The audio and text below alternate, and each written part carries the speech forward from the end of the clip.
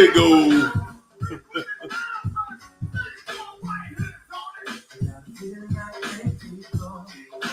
There we go. There we go. I know I'm late. I know. It happens. And it ain't the first time. What's up? What's up? What's up? Come on in, everybody. Come on in. I know I'm late. I'm running behind. It happens. It happens. It happens. Let me send a text message. There you go. There you go. New week. New teeth. Hey guys. New teeth. What's up? What's up, Janet?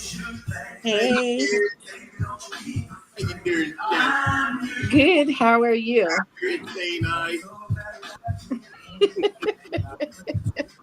There it is, y'all. There it is. We're getting busy. We got the ladies on deck. Hello. Hi. He gonna be there. He running late. That's all. It happens, man. It happens. I know it happened Wednesday too. It was crazy. It's all good. It's all good. We're gonna get this roll call started. Anyway, what's up, Jennifer? Melissa? Stacy? What's up, Andrew Davis? Aqua Love, gardening. Franklin in the house. Okay. Stacy. Oh my goodness, I gotta wait for everybody to join. Everybody gotta get the back signal. But I made the roll call. I made it through. What's up, Joy Tracy? Yes, indeed, Franklin. Come on in. Come on in, everybody, because we about to wreck shop in here. What's up, librarian Risa? Yes. What's going on, family? Let's get up in here. Get on in here. Yesterday, tonight, we're going to be identifying the signs that all of us look past. All of us look past. Tonight, though. What's up, Speedy Rider? Felicia, Gail, Victory. What it do? It's ponytail night. Yes.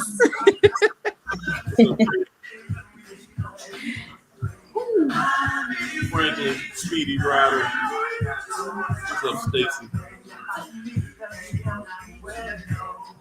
I just ran in the house. I'm talking about ran in the house.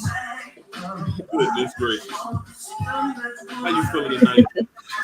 Everything all right? Yeah, got the exercise in. So it's like, got to. Okay.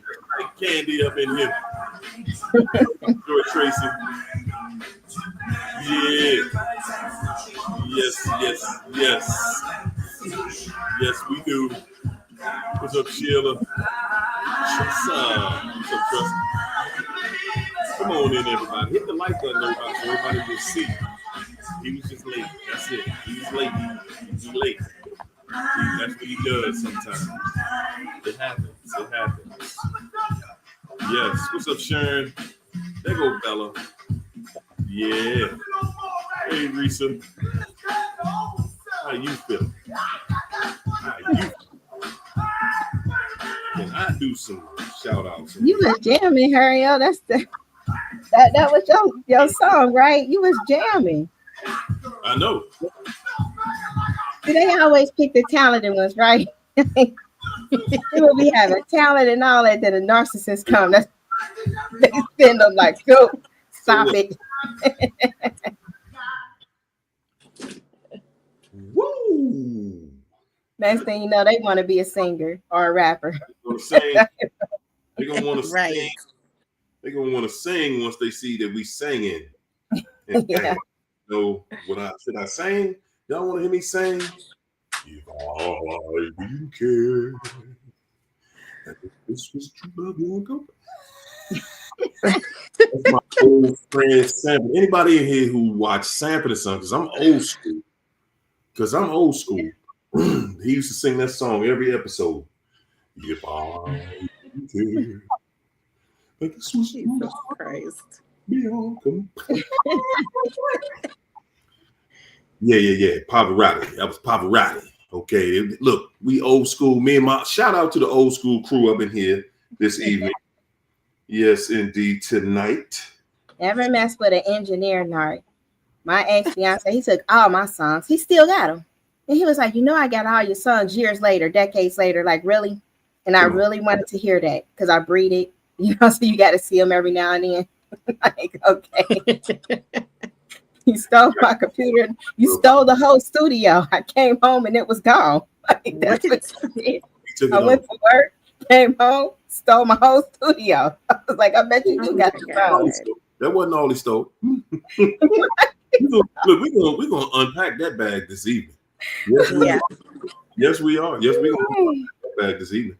Okay, can I shout out to some people that's just love to support and show love? My girl Marilyn, thank you so much. Patrice Bing.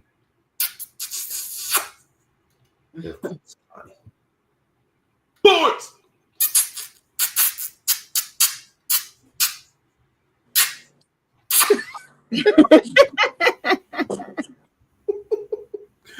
That's my girl Connie, man. She showed love unconditionally. And I appreciate you. Ladies and gentlemen, we're going straight at it. Tonight, the ladies and myself. Yes, we are. We're going to discuss it. And tonight, we're going to do it a little different. Because tonight, what we're going to do is we're going to unpack something.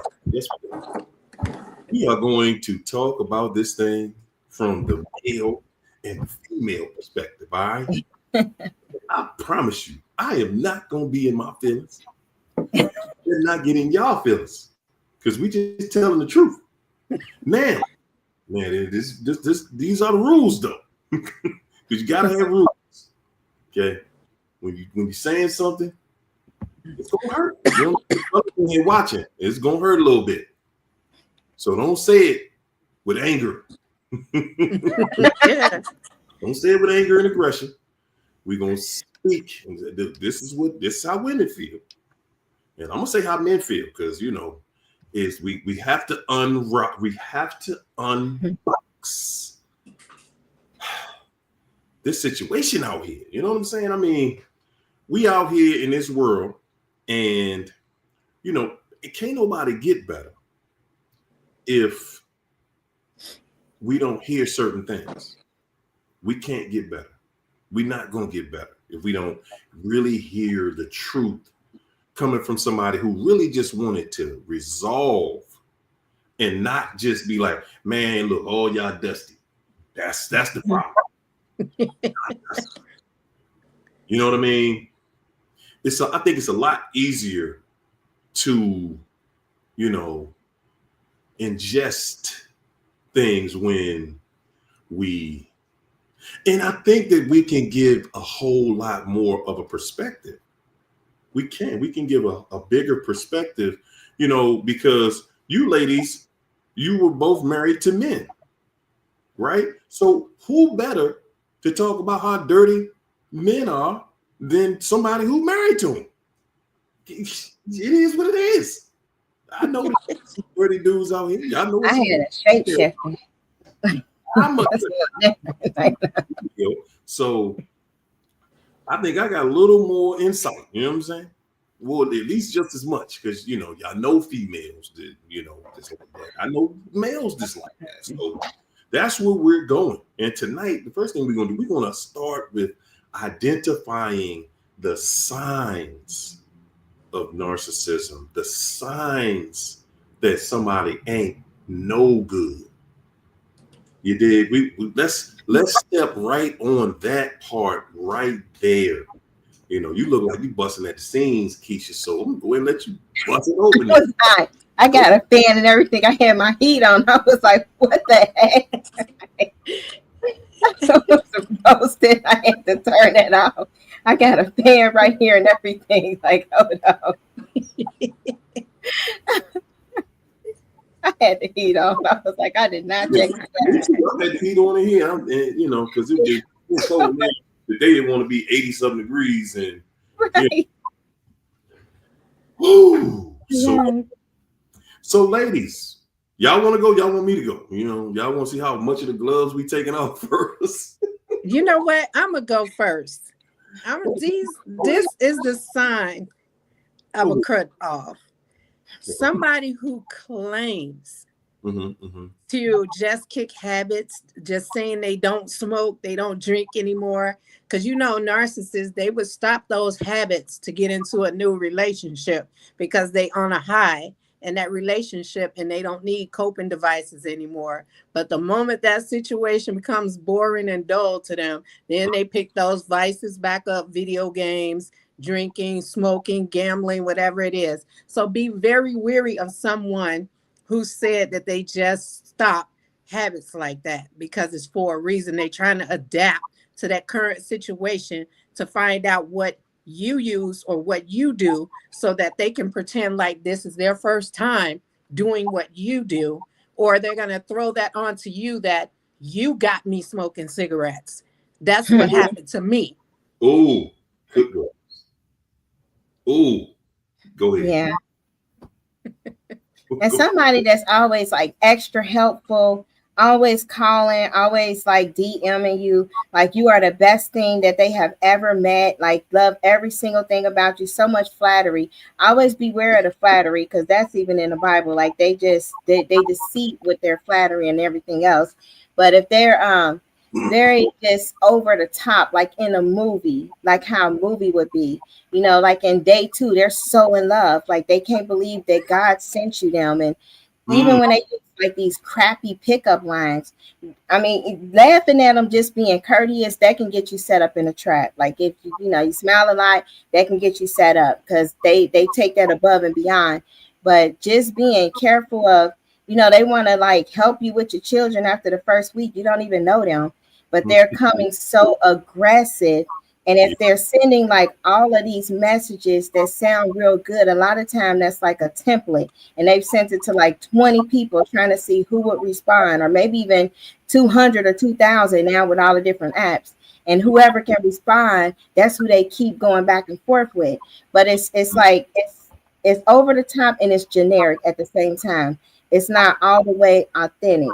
And then if you go out to eat, somehow they kind of like the same food you like, or they kind of like the same places you like, or they kind of the history that you're talking to them about, oh, they got that too, or they went to a similar school, or your stories are sounding a little bit similar, but you don't really know them like that. Come on. So you got to be careful of that.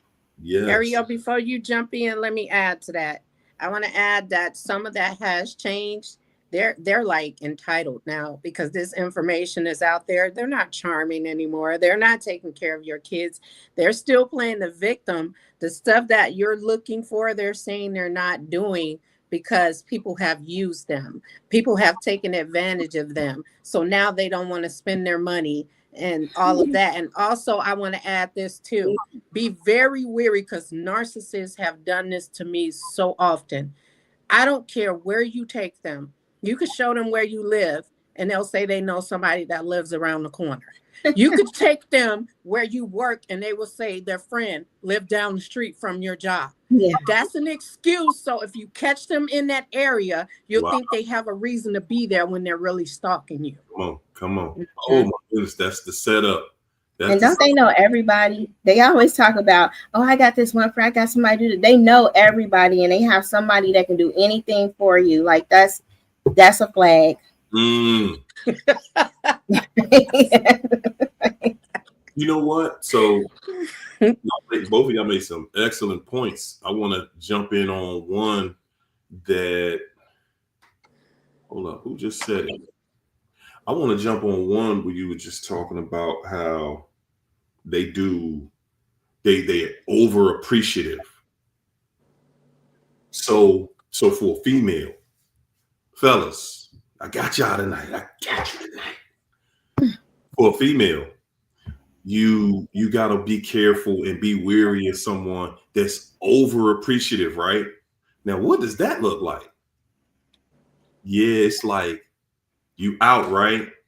You take her out to dinner, and you just doing, you doing the average stuff that a guy, at the beginning, we're gonna buy flowers, we're gonna take it to somewhere nice, we're gonna do, it's gonna be the works. And she hit you. I've never been, and start crying on you. Oh my God. That's what it looks like. She done start crying. For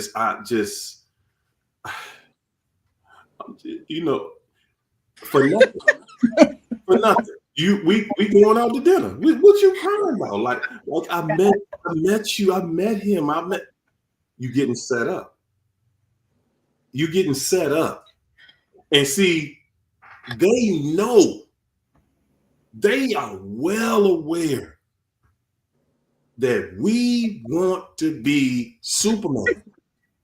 You want to be Clark Kent and put your cape on and come over here and save me. Come on. Listen, you're going to see the damsel in distress. Because this is the thing. A woman that's just being straight up with you, she ain't going to go that far. Not on the first date. You seen some tears? Second date. Third date, bro. She ain't giving you no tears because we out on a date. And guess what? Because you gotta think, because we young. A lot of times we met them when we was young. We ain't know no better. Like, wow, I am something, ain't I? Yeah. And you don't even see it. You something. Right. You about to get set up, and you not even gonna see it. No, you're gonna know it. When you're around somebody and that person is appreciative of you, that's cool. Everybody's supposed to be appreciative. But who are you that you've never been around a normal person, a person treating you like you should be treated? Like who are you? Who have you been with? Who have you been with? Like everybody you ever met y'all was fighting? Y'all, I mean, they was punching you and stuff? Nah. You getting set up when you run into something like that. I see you chopping at the bit, Keisha. Go ahead. And see, because it's like, first, the guys, y'all really have it hard. It's hard because it's a Jezebelic nation. And so when families are kind of raised in these systems, the guys are trained to be that protector, the rescuer, which they should be by God. But when you in a Jezebelic type of situation, this is how it go down with the moms tell the daughters. And it's like when you raise, especially the covert, like they code at it. They can plan out a person at a target, and they will make sure, like, if that person got a job, like a good government job, I need to stay married 10 years. I don't care if I cheat on whatever. We just need to have that contract, because they think far advanced. Like, if I do hair, then I got to have this signed so that I have a retirement. See, that's kind of how the female thinking. It ain't even about the guy, because they tell the daughters, like, there is no love. All men cheat. Men are dogs. Like, that's how you grow up thinking. Your dad left, they're dogs. That's what I tell you. And then you get with these relationships in high school. They say, well, the parent will tell you, you need to join a cheerleading, so you can get if you want to do an activity, you need to talk to a person on a football team or the basketball team so that they can drive and take you home. You grow up making things transactional, because that nobody's going to be able to take you home if not. And then they teach, you get those lines. You got to be like, babe, hey sweetie, like, cook your food, run your bath water. Guys all like that stuff. And this is Jezebelic. Like, oh, you want to clean the house and you want to put on a maid outfit. To the narcissist, to the Jezebel, they gonna do all that fantasy stuff up front, because they don't, it's not about the feeling, it's about the transaction. And so as a parent would tell you, if you have a breakup, oh, you didn't do what I told you to do, or you didn't treat him like I told you to treat him, you didn't cook his food, you didn't do that, and you do all of this stuff.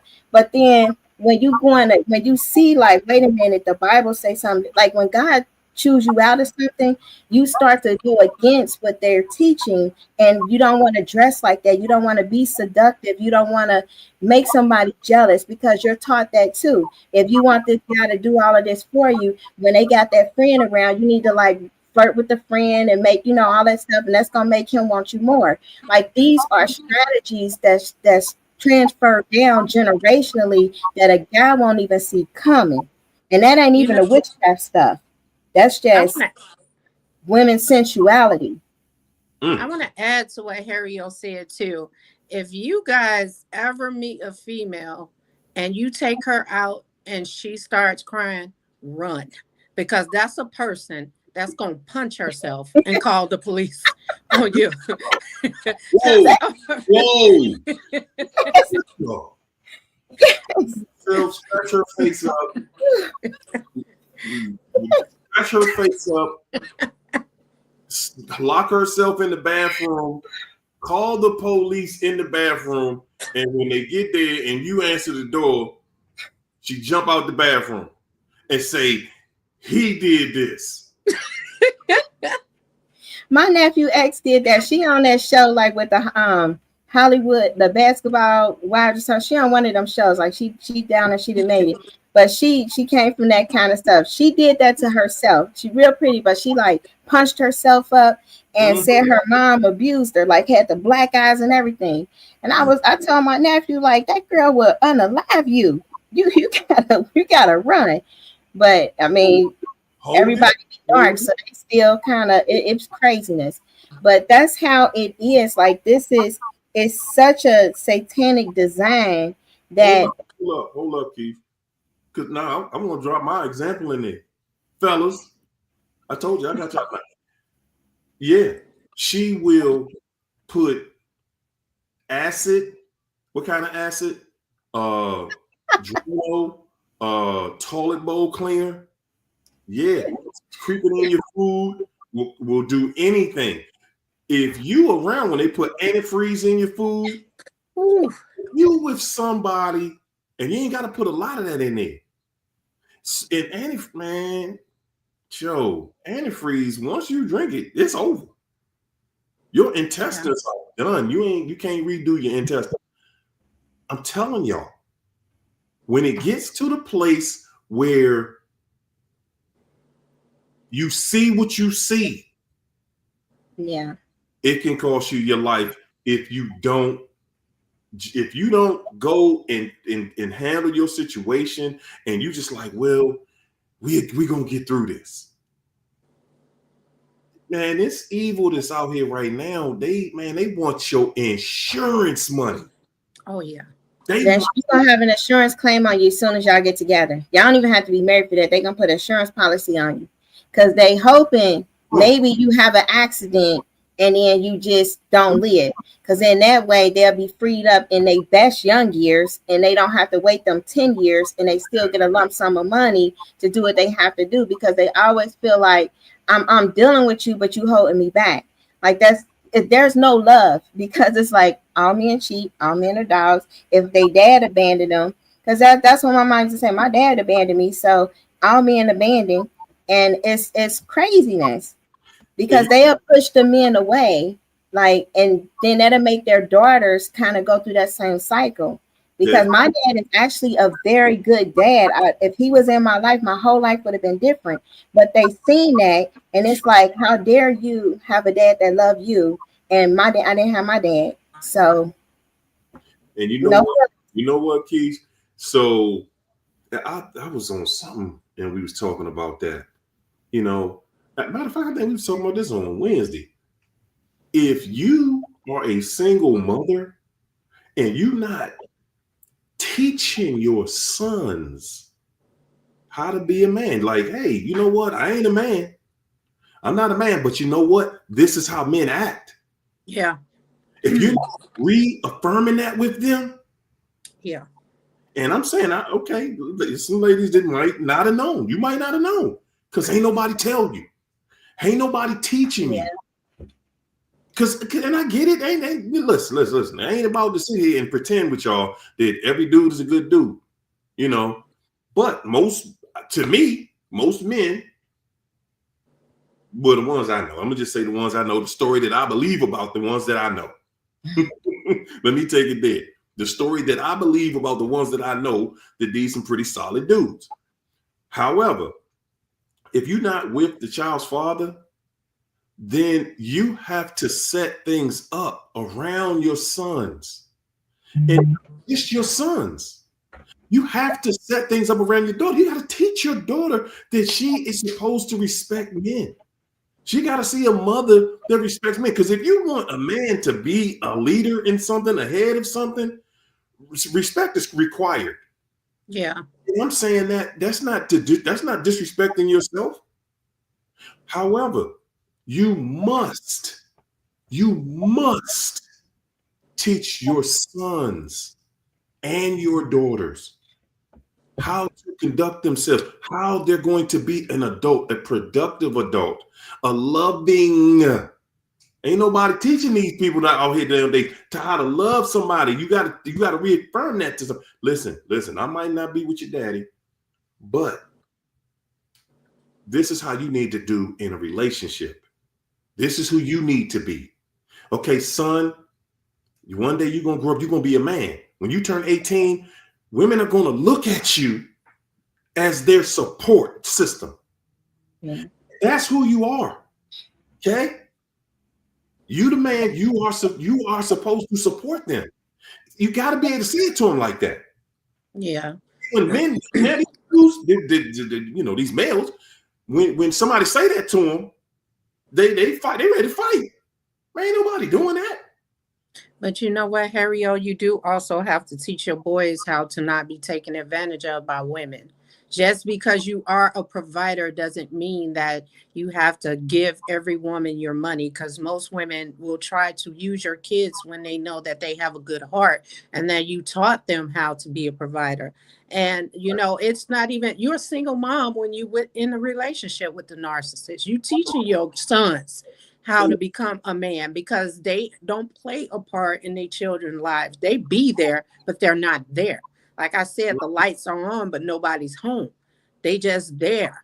And you know what though, China? One thing that I see amongst the guys today is males that are growing up from their mother, single mother, and they weren't really involved with their father like that. That's how you don't understand. You're teaching them something, whether you say it or not. And if everything he ever wants come from his mama, then that's who he thinks supposed to run the house, and that's who he thinks supposed to provide. And if you're not telling him, hey, son, mama buying this, mama doing this, but this is what a daddy's supposed to do. And that's the kind of daddy I want you to be to your children. I want you to show your children what a strong daddy looks like, because that's what a mom wants. The daddy supposed to do that. And see, when you ingrain that in them, when you putting that in them, that reassurance inside of him that one day you're supposed to be this, that's how you have a productive son. That's how you have a submissive daughter. Listen. Okay, I know we working and we doing this, and you going to school. Okay, but once you get that, you're not getting this knowledge that you're getting to just throw it in somebody's face to say I'm this and you ain't nothing. Right. You're supposed to respect people based on who you are, because no matter who I meet, it doesn't matter. I don't know who they are. I don't know what job they have. I don't know what money they have. I'm going to treat you based on who I am, not based on what you have. I don't even know what you have. So we're going to start out respectfully, because I don't know you to not respect you. And I expect you to respect me the exact same way. And I'm saying that's how rearing children should be, because one day these children will be adults. And we all know we in a world of adults that are not. Because I have 5 sons, and I had to raise them in this whole Jezebelic crap. But this is what I've noticed. Times that the way that this happens in the spirit realm, generational curse patterns, the sin gene comes from the dad, and then that nurturing bonding, how they react to it spiritually and how they see it, that nurture comes from the mom. So that the way that God does it, I raised my sons this way. I told them like your fight will be, an intense fight because both of us have made some mistakes against God. And then when things was kind of going rocky with them, it was because my life was off. Because the dad is narking, so that's just a whole demonic covenant. But when both parents are off, then the enemy got access to them children.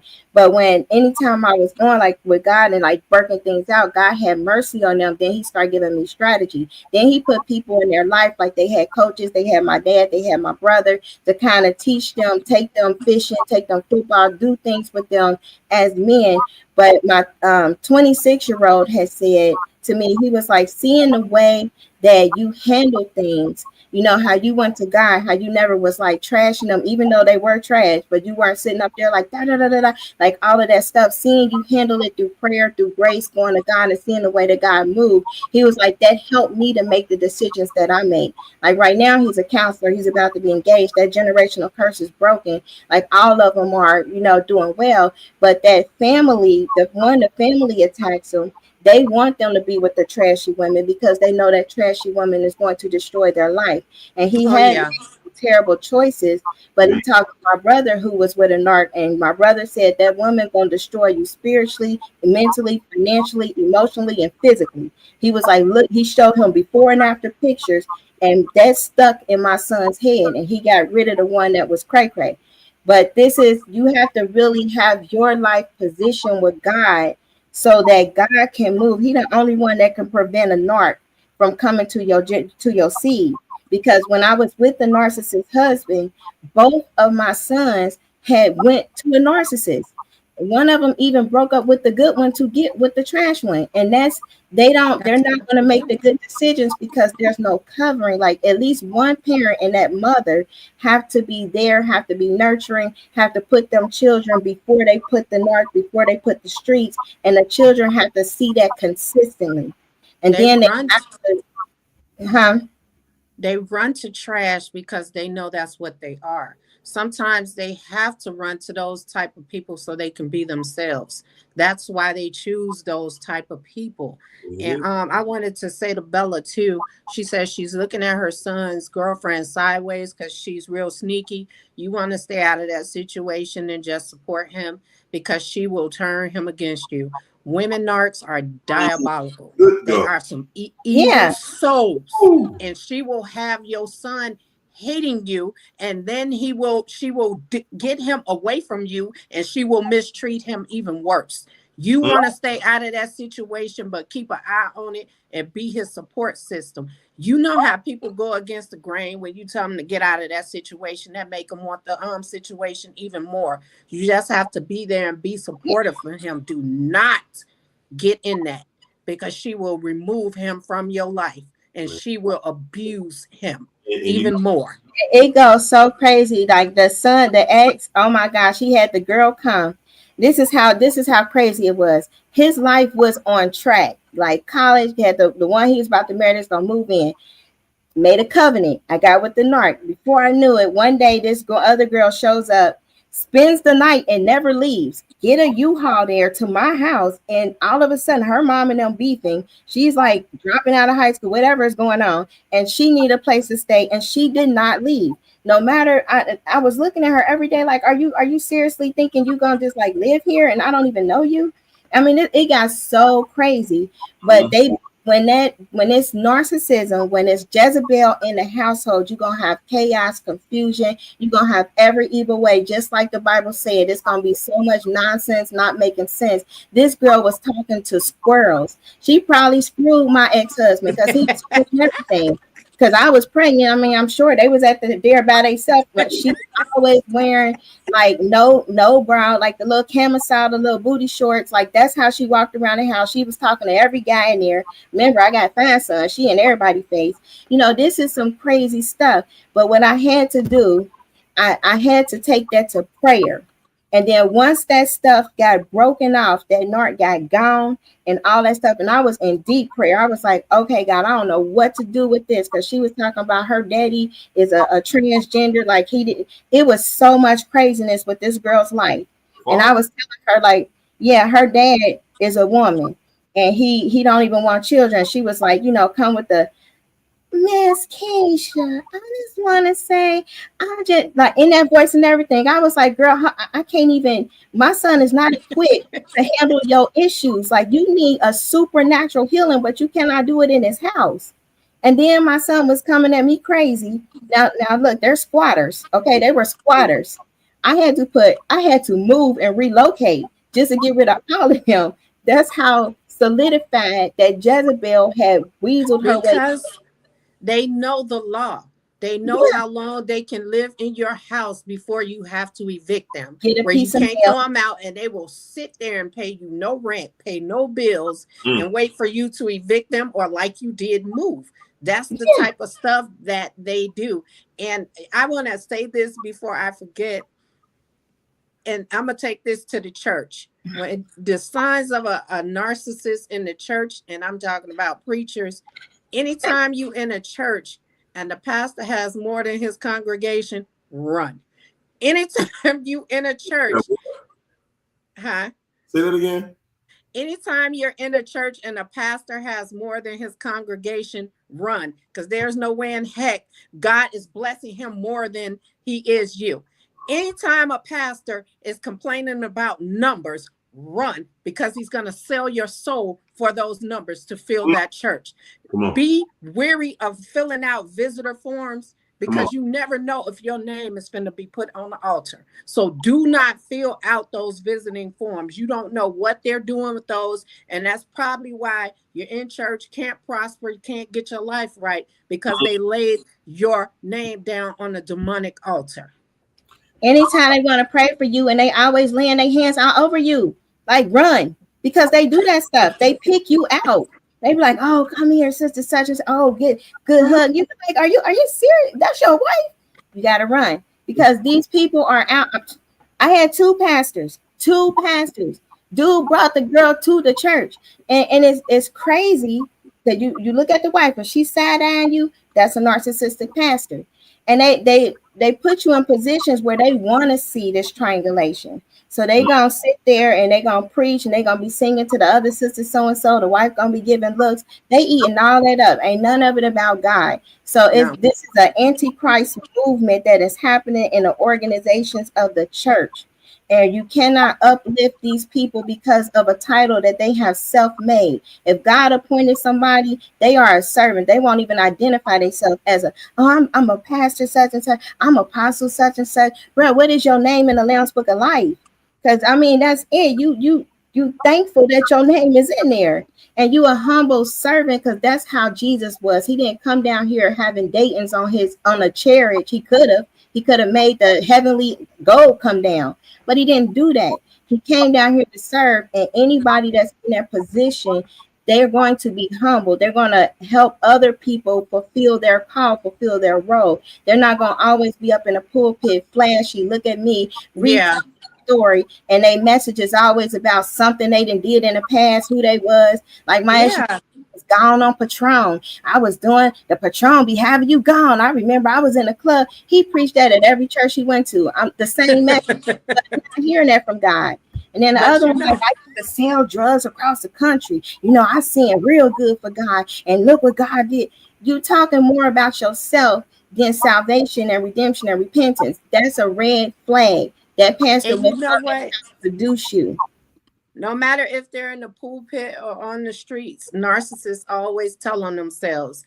And that's why I stopped going to church. When my pastor told the congregation, he was like, I had a dream that his hands was bloody and he was climbing to the top of the mountain. And he said, that's because God told him you got blood on your hands.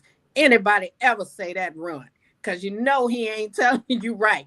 That he is telling you right there, he's leading you straight to hell. So run. Monique, that your brother made him a Jazzy. Jazzy in the church. Jazzy the one that's wearing that dress that's like, ooh, brother such and such, can you come fix my lights? I just need somebody to fix my lights. You so smart. I like the way you did that. That's them Jazzies in the church. I just But cooked you something. You hungry? Oh, God told me to make you this pie. It's the best pie. That's Jazzy's. Okay, it's yeah, gonna watch be one of it's gonna be one of them pies from the help. it. Right. You know what I'm saying there? No, thank you, ma'am. And you know what? Some signs to look out for too that I now know that happened in my situation. When they start fixing their food separate from you, you're being poisoned. Because that's exactly what It was is. happening in my situation. Yes, indeed. So anytime they start fixing their food separate, just know to stop eating whatever they give you and start making your own food. And sometimes the leftovers they have may have something in it because they feel like you're going to eat it. So don't eat anything that they make. And also, I want to say this, and this goes for men and women. Men and women narcs on the first day or even afterwards, there's no limit to what they would do sexually. There's no limit to where their mouth and their tongue will go sexually. So those are also red flags, and those are signs to look out for because they are trifling. And just know if they've done that to you, they've done that several times over. And that's why they always carrying diseases, whether it's in their mouth or on their private parts. Yep. If they be like they eat poop, they eating everybody poop. If they eating toast, they eating everybody toast. That and they drinking bath water. Like, first of all, why do anybody think that would sound attractive? I'll drink your bath water. That sounds disgusting. It But does. see, people who are in the Lululand, like the people that the trash they talk to, because they end up being with people of their kind that really probably is just as unclean. They're like, oh, he drink my bath water. Oh, he do this and he do that. Those are unclean spirits. You know, nobody ever say drink somebody bath water. That is the grossest thing ever. You know how much stuff be in the tub? I mean, it's gross, but that's what a narcissist would think that somebody would want to hear because they feel like they just listen to different like songs and all of that. And if I say the most outlandish things to this person, then they gonna think I love them so much. So that's a flag to look out for. Like, are they just trying to throw out all these different things to see which one you will bite? Like, oh, I can be so nasty, and if you don't respond to that, oh, I read the Bible all the time. Let's pray together. You know, they trying to throw little hooks out there to see which type you are. Man, and also be very, very wary of those people that you meet. And when you meet them, they all in church, they about the church, whatever. And they seem so normal. Oh, they in the church, okay, blah, blah, blah. And then as you get to know them, that all just falls right to the wayside. Yeah.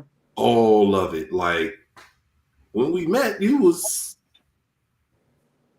but once they start the manipulation, they don't want to be around that anymore because they know how hypocritical they look when they saying one thing.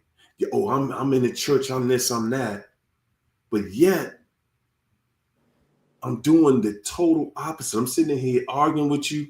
I'm cussing like a sailor. You know, you can't listen. You ain't gonna serve two masters. It just don't life like that. Either you gonna roll with God or you gonna roll with this devil. That's what it is, and they have chosen. And then you really got to watch their work. You got to watch their work. You know, you got to watch their demeanor.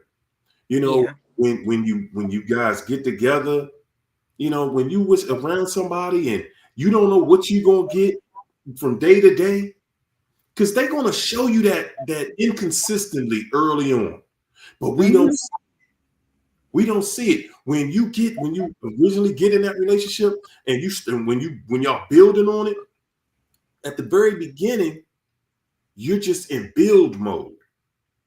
And you really are just look, okay, we're in a good space and I like this and it feels good. And you're going to start to notice that every day doesn't feel like that. And of course they're going to hit you. Oh, you know, I was at work, was crazy and then blah, blah, blah. And we give them, because we're going to give them a pass for that. Yeah. It was, oh man, they drive me crazy. Blah, blah. But I want y'all to consider something. When you're in a good relationship, the person that you're coming home to, the person that you're in a relationship with, when you're in a good relationship, you might have had a crazy day outside, crazy day. But when you get around that person, that becomes your peaceful, that's your peace zone. That's when you're around somebody who's on your side, who's going to listen to what you have to say. They're going to hold your hand. They're going to be understanding and compassionate about what you went through today. They're going to want to rub your shoulders and give you a massage, and they want to talk you off the side of the mountain. When you're with somebody, and I don't want to talk about it. I don't want to talk. I don't want to know. Just I need to be left alone. I need to be left alone. When you see that, when you see it, just understand what you got. Understand where it's about to go.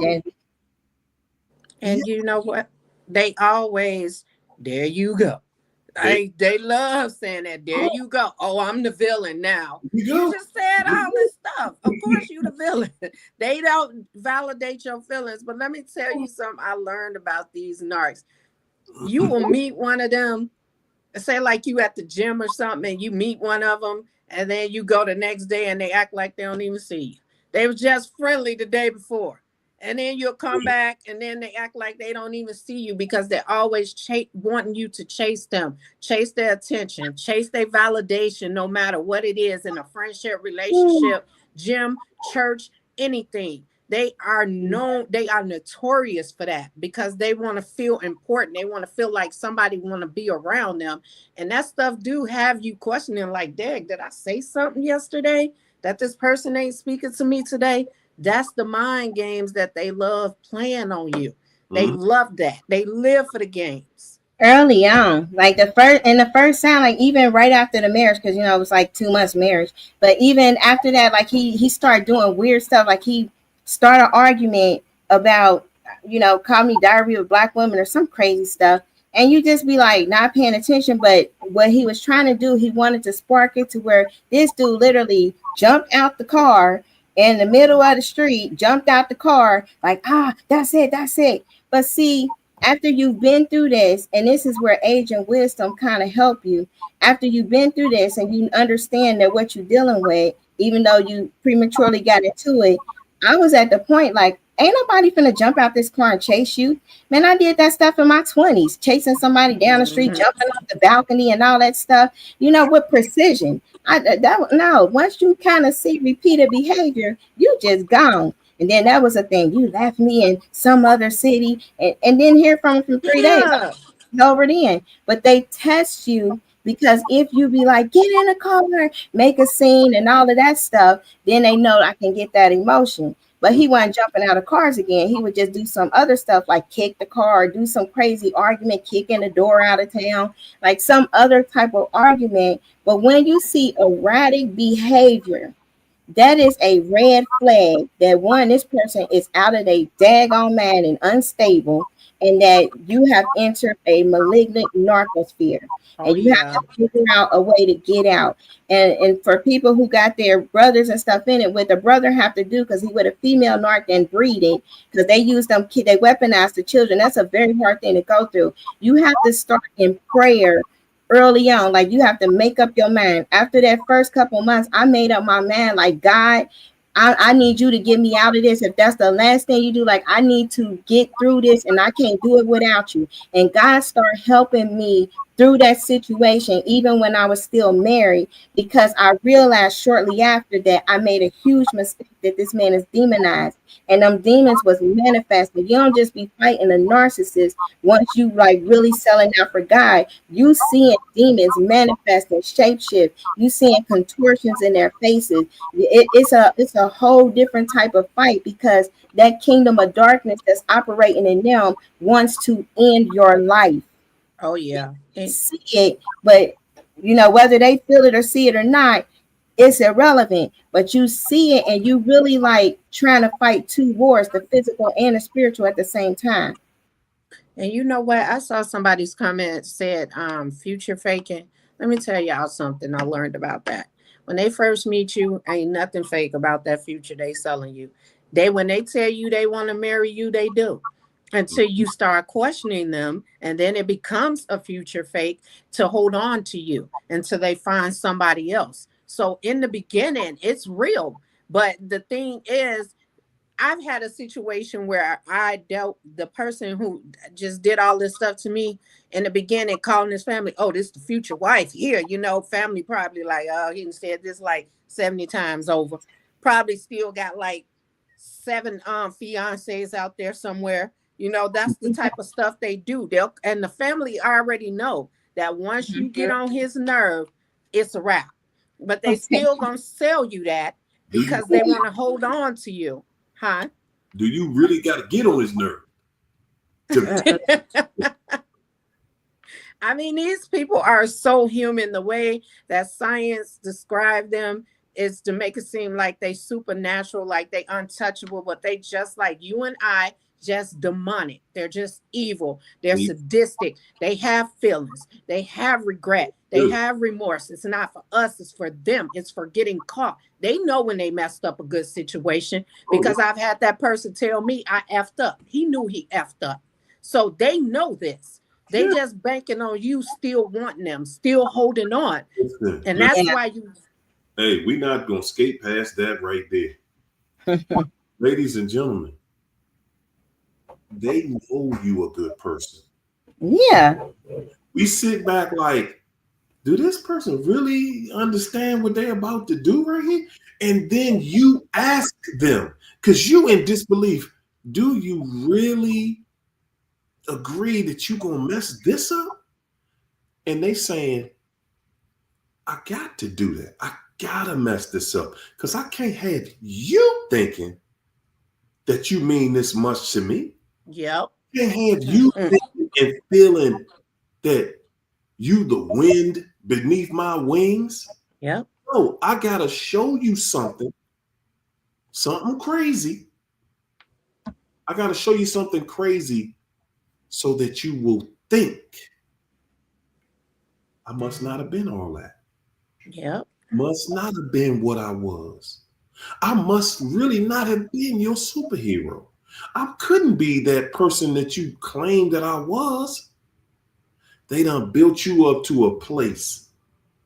And guys, they can't say it's not true because they wasn't sitting there lying to you about what you were doing for them because you was doing everything.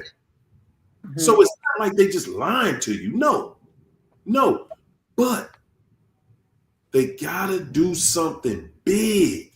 Yep. They gotta do something big to show you, no. I was lying. You ain't nothing. Because that's back at you at the end. Oh, I just said that stuff to you. I didn't really mean that. I didn't really mean you was this to me. Oh no, you ain't nothing compared to this other person. Oh yeah. It's all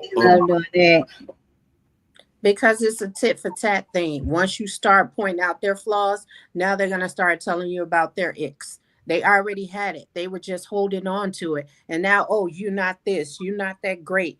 And I want to add this too. Sometimes when they say that they didn't say something, that it's not just because it's a lie or to gaslight you. Well, it is to gaslight you, but they have a moment of vulnerability where they tell you something. And then now they done gave the game away. And when you bring it back to them, I didn't say that, because they had that moment in time. They have those moments. I'm telling y'all, these people are human just like us. They just liars. They're just demons. They just sadistic. And all this is a game. When they do something big to you, it's a game. They never plan on it going too far. And they will test you to see if you're willing to take what they just did. And it has to be big because it's been small the entire time. So they have to do something big to see if you're going to still stay with them. And that's why they would cheat. That's why they would destroy something of yours. They would steal your money just to see if you're going to sit there and take it. And these people are sent by the devil. We have to remember who sent them. Most people out here have some kind of call by God. It's not every day that guys usually had a good heart to want to take care of a female. That's God made, because that's a God nature thing. That's something that God created in that person. The men that went through this, they have been sent jezzies their whole life to derail them their whole life for who God called y'all to be. Because men are the priests of the earth. If men get it together and connect with God, they can shake the kingdom of darkness and put things to under the ground. But because all these jezzies have been dispersed, you had the Beyonce, you had the J-Lo, you had all that stuff. They've been dispersed, that it seduced all the men. That's the old trick. That's what he talk about in Revelation when he said the sin of Beor and all that stuff is when they couldn't attack Israel. The enemy can't attack your home unless he can seduce the men. So they sent the strange women there because they knew if they get the women to go there to the guys, that's going to turn the guy's heart to their idols, to their stripper poles, to all of that stuff that they be doing, all of that lust and the worldliness, and it's going to steer them away from God and wanting godly type of women. That's what happened. And then there's a generation where whoa. Slow that down, Keith. You just stepped all on the toes in here. Let's walk back over them toes again. Because that's a major part. Yes. How, as men, that's how we think. We see this physical specimen that is incredible, and now we just are fixed on it, and we just like that's I want that.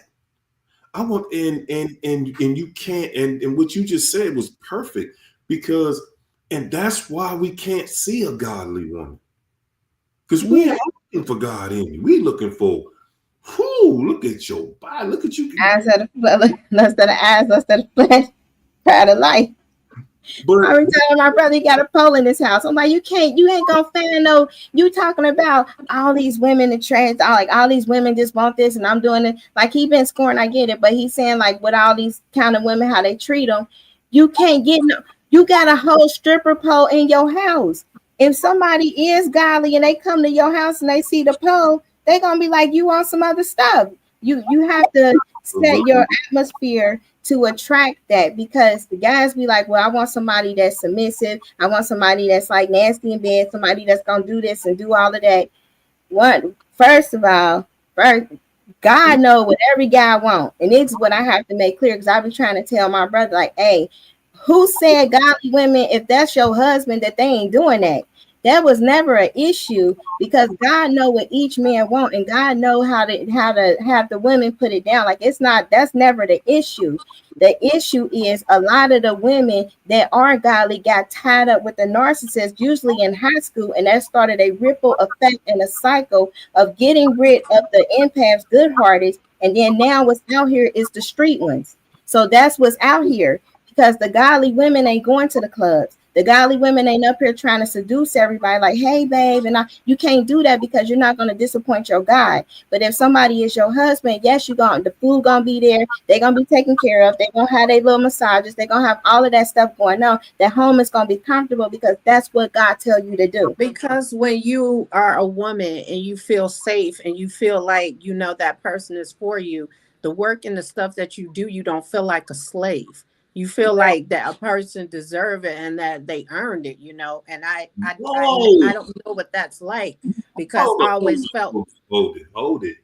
Young ladies, y'all keep running past these. Let's go right through that one more time. Because guys, honestly, that's really big. We've gotten the Jezebel, that dirty thing, man, she's gotten into she's gotten this place to the point where, women don't even see the man like he deserved. And it's not just the women. And then it makes the man look at the woman like, man, she don't deserve nobody to be paying all of her bills. She should be out here working like I'm working and doing this and doing that. It makes you feel like, and I'm saying that's a spirit that's out here, because that's not natural. No. not natural for us to think like that and be thinking against each other like you don't deserve it. And when you saying that, when you if you are with somebody and that's how you feel about that person, this person you don't deserve me be out here working myself to the bone for you. I can't even trust you. And that's where I think most of that feeling comes from.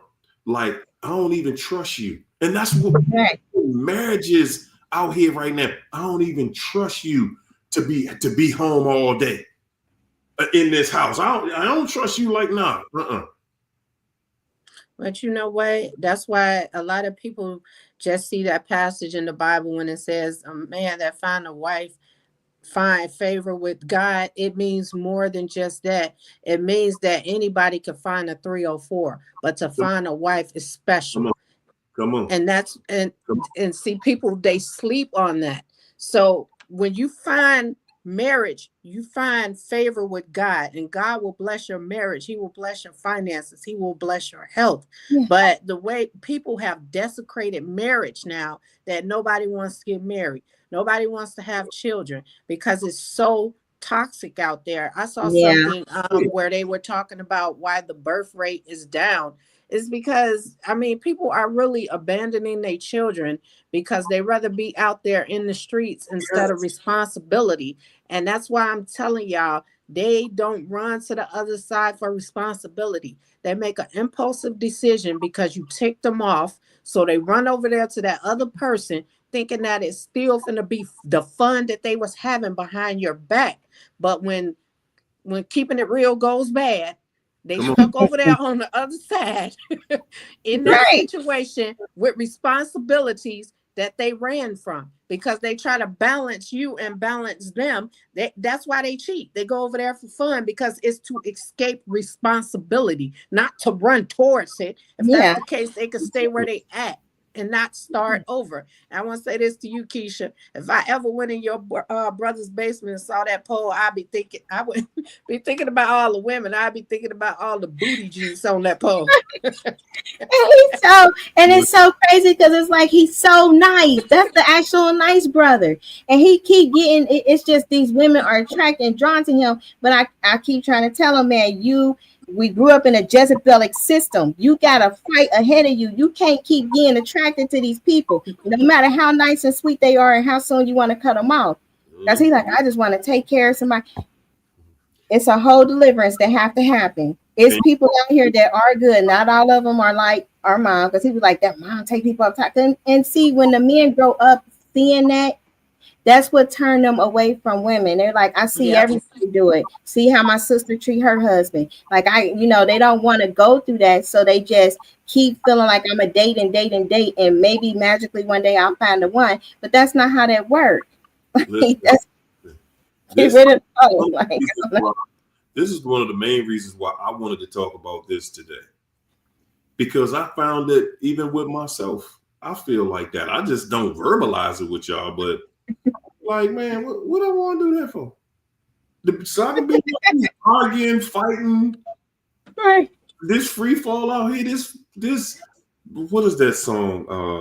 What's the Temptations got a song? Something that's crazy. Something. It's a crazy name to the song, but it makes me feel like that. Like, what's the advantage of that? To marry somebody that just look at you, and I mean just look at you for what they can get, what you gonna pay for, what you gonna buy me now. And in the moment it don't work out.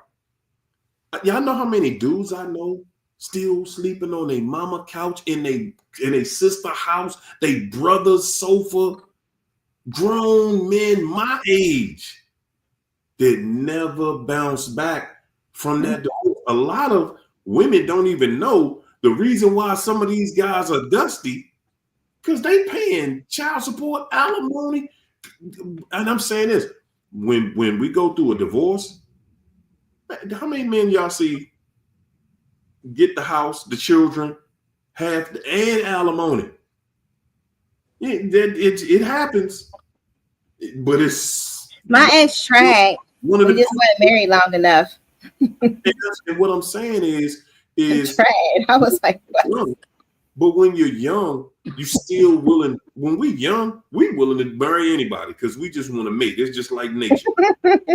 I'm serious. When you 18, 19 years old, that's when people used to get married because they wanted to have an intimate relationship with somebody. That's how bad we want to have it.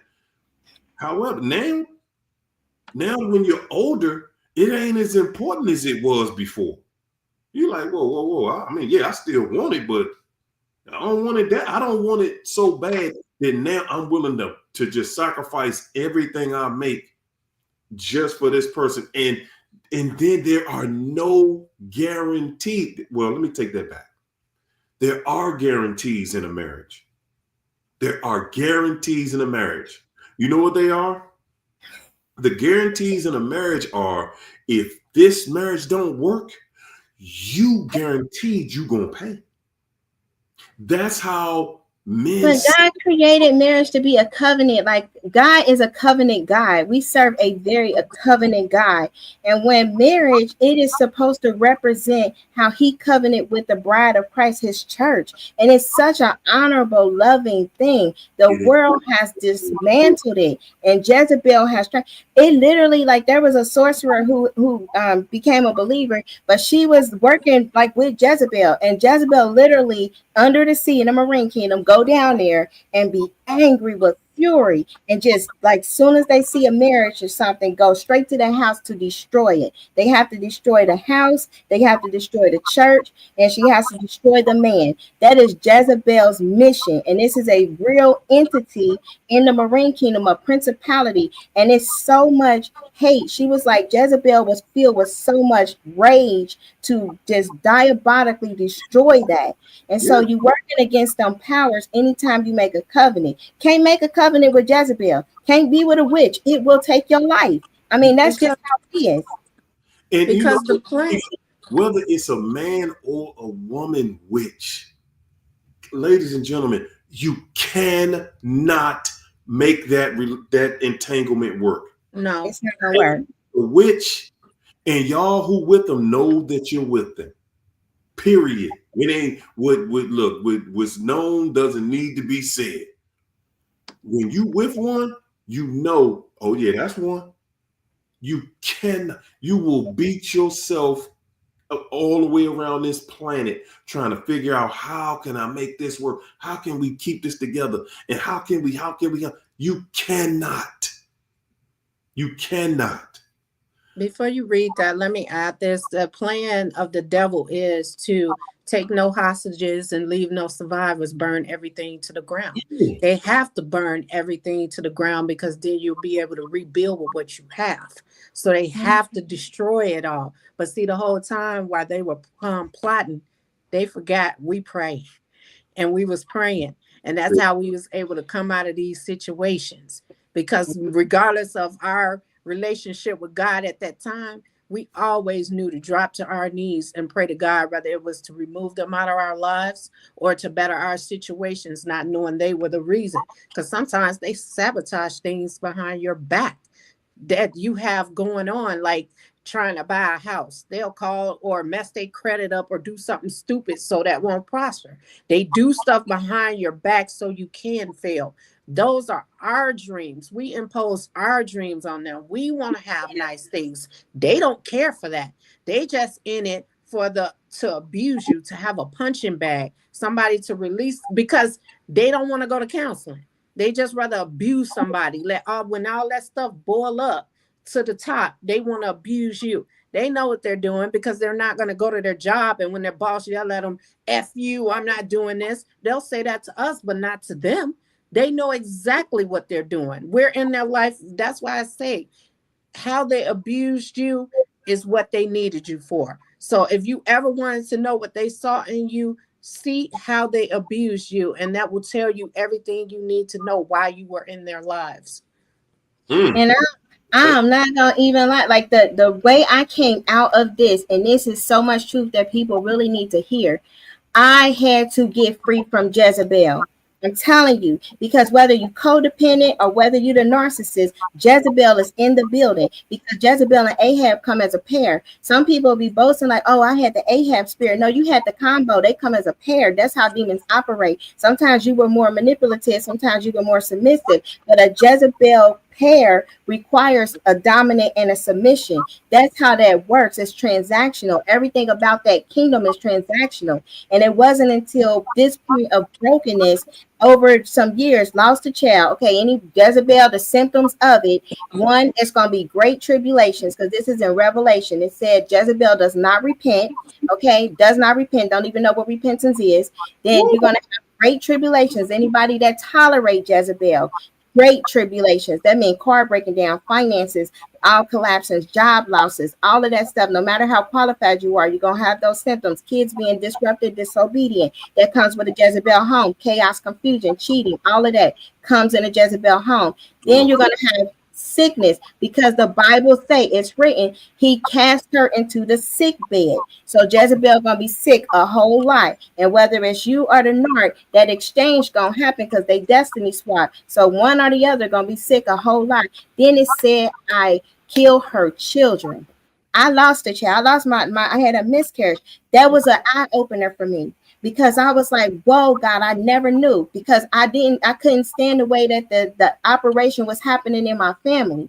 But just because when you grow up in that and that's all you know, you're doing things out of familiarity. You're in familiar spirit territory. So once you get out of a relationship, once this one happened, the way you get over it, you got to boost yourself up. You got to do self-care, self-love, put yourself back on the mat. You got to show you shining, all of that stuff. That was all Jezebelic nature. And then you get with the next person, and guess what? It's worse. And then it's another worse cycle. But you know what, Keisha? You meet a warlock that is in a religious sheep suit. I wouldn't say it's called being familiar. One thing I learned about, because I started therapy back, and one thing I learned about myself, I always revert back to my childhood. And I don't think it has nothing to do with being familiar with being abused. I seriously believe in that Stockholm syndrome, because that's what I have. And that's why we all keep running into narcissist after narcissist, is because we are addicted to the abuse. We're addicted to our abusers. We want to protect them. And that's why we always go back, no matter what they do to us. I honestly believe that it has a lot to do with Stockholm syndrome and not with it being familiar. It's definitely Stockholm syndrome, but it's familiar spirits.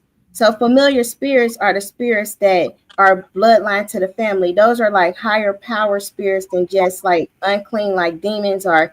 It's a little bit, they can do miraculous powers. So those are the ones involved in like psychic energy, mind control, any type of gift, fake gifts, prophecy. Jezebel calls herself a prophetess. So she operates under the familiar spirits, and the familiar spirits, that's the battle. Like that Marine Kingdom and all of that stuff, they are familiar with your situation, with your bloodline, and then they send circumstances and traumas to you to keep you like hurt and bound. Like they don't ever want to let the bloodline go. But Jesus, I'm telling you, he said he disarmed principalities and powers. He put them to public shame. He blotted out the ordinances. He stripped away their power. So with him, you can do all things. You don't have to succumb to the familiars.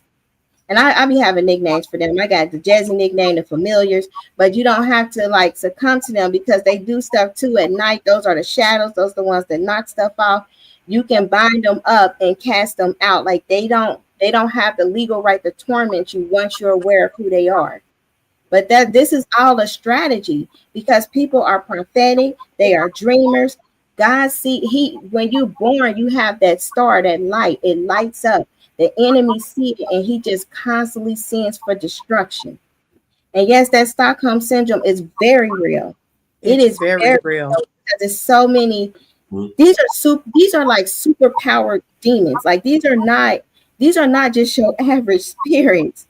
It's a human by themselves cannot handle this. You have to have God and his angels. And when we got when this stuff left, when they left, we can't say when they left us or they left us for this person or they did this. God himself removes us from these situations, because when Jesse come into the house, she's supposed to be there until your demise. If you Yep. got discarded, that means God ripped you out, because he's seen that end. Like, I can't take it another day, because your heart wasn't meant for that. Man, if you don't get away from Jezebel, Yeah. remember every moment you spend The with male and the female, because the male was who? Yes, indeed. Every moment you spend with them is another moment in hell. They are not playing.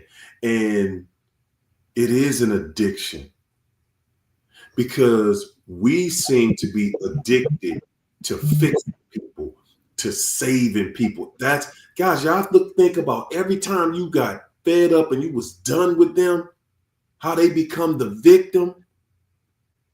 And now you feel sorry for them.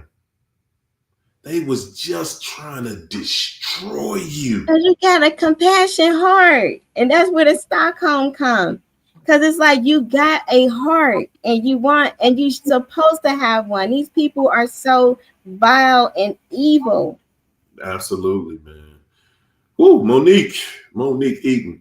Thanks for the super chat, Monique. Monique said, my ordained brother, since he met his wife, don't preach anymore.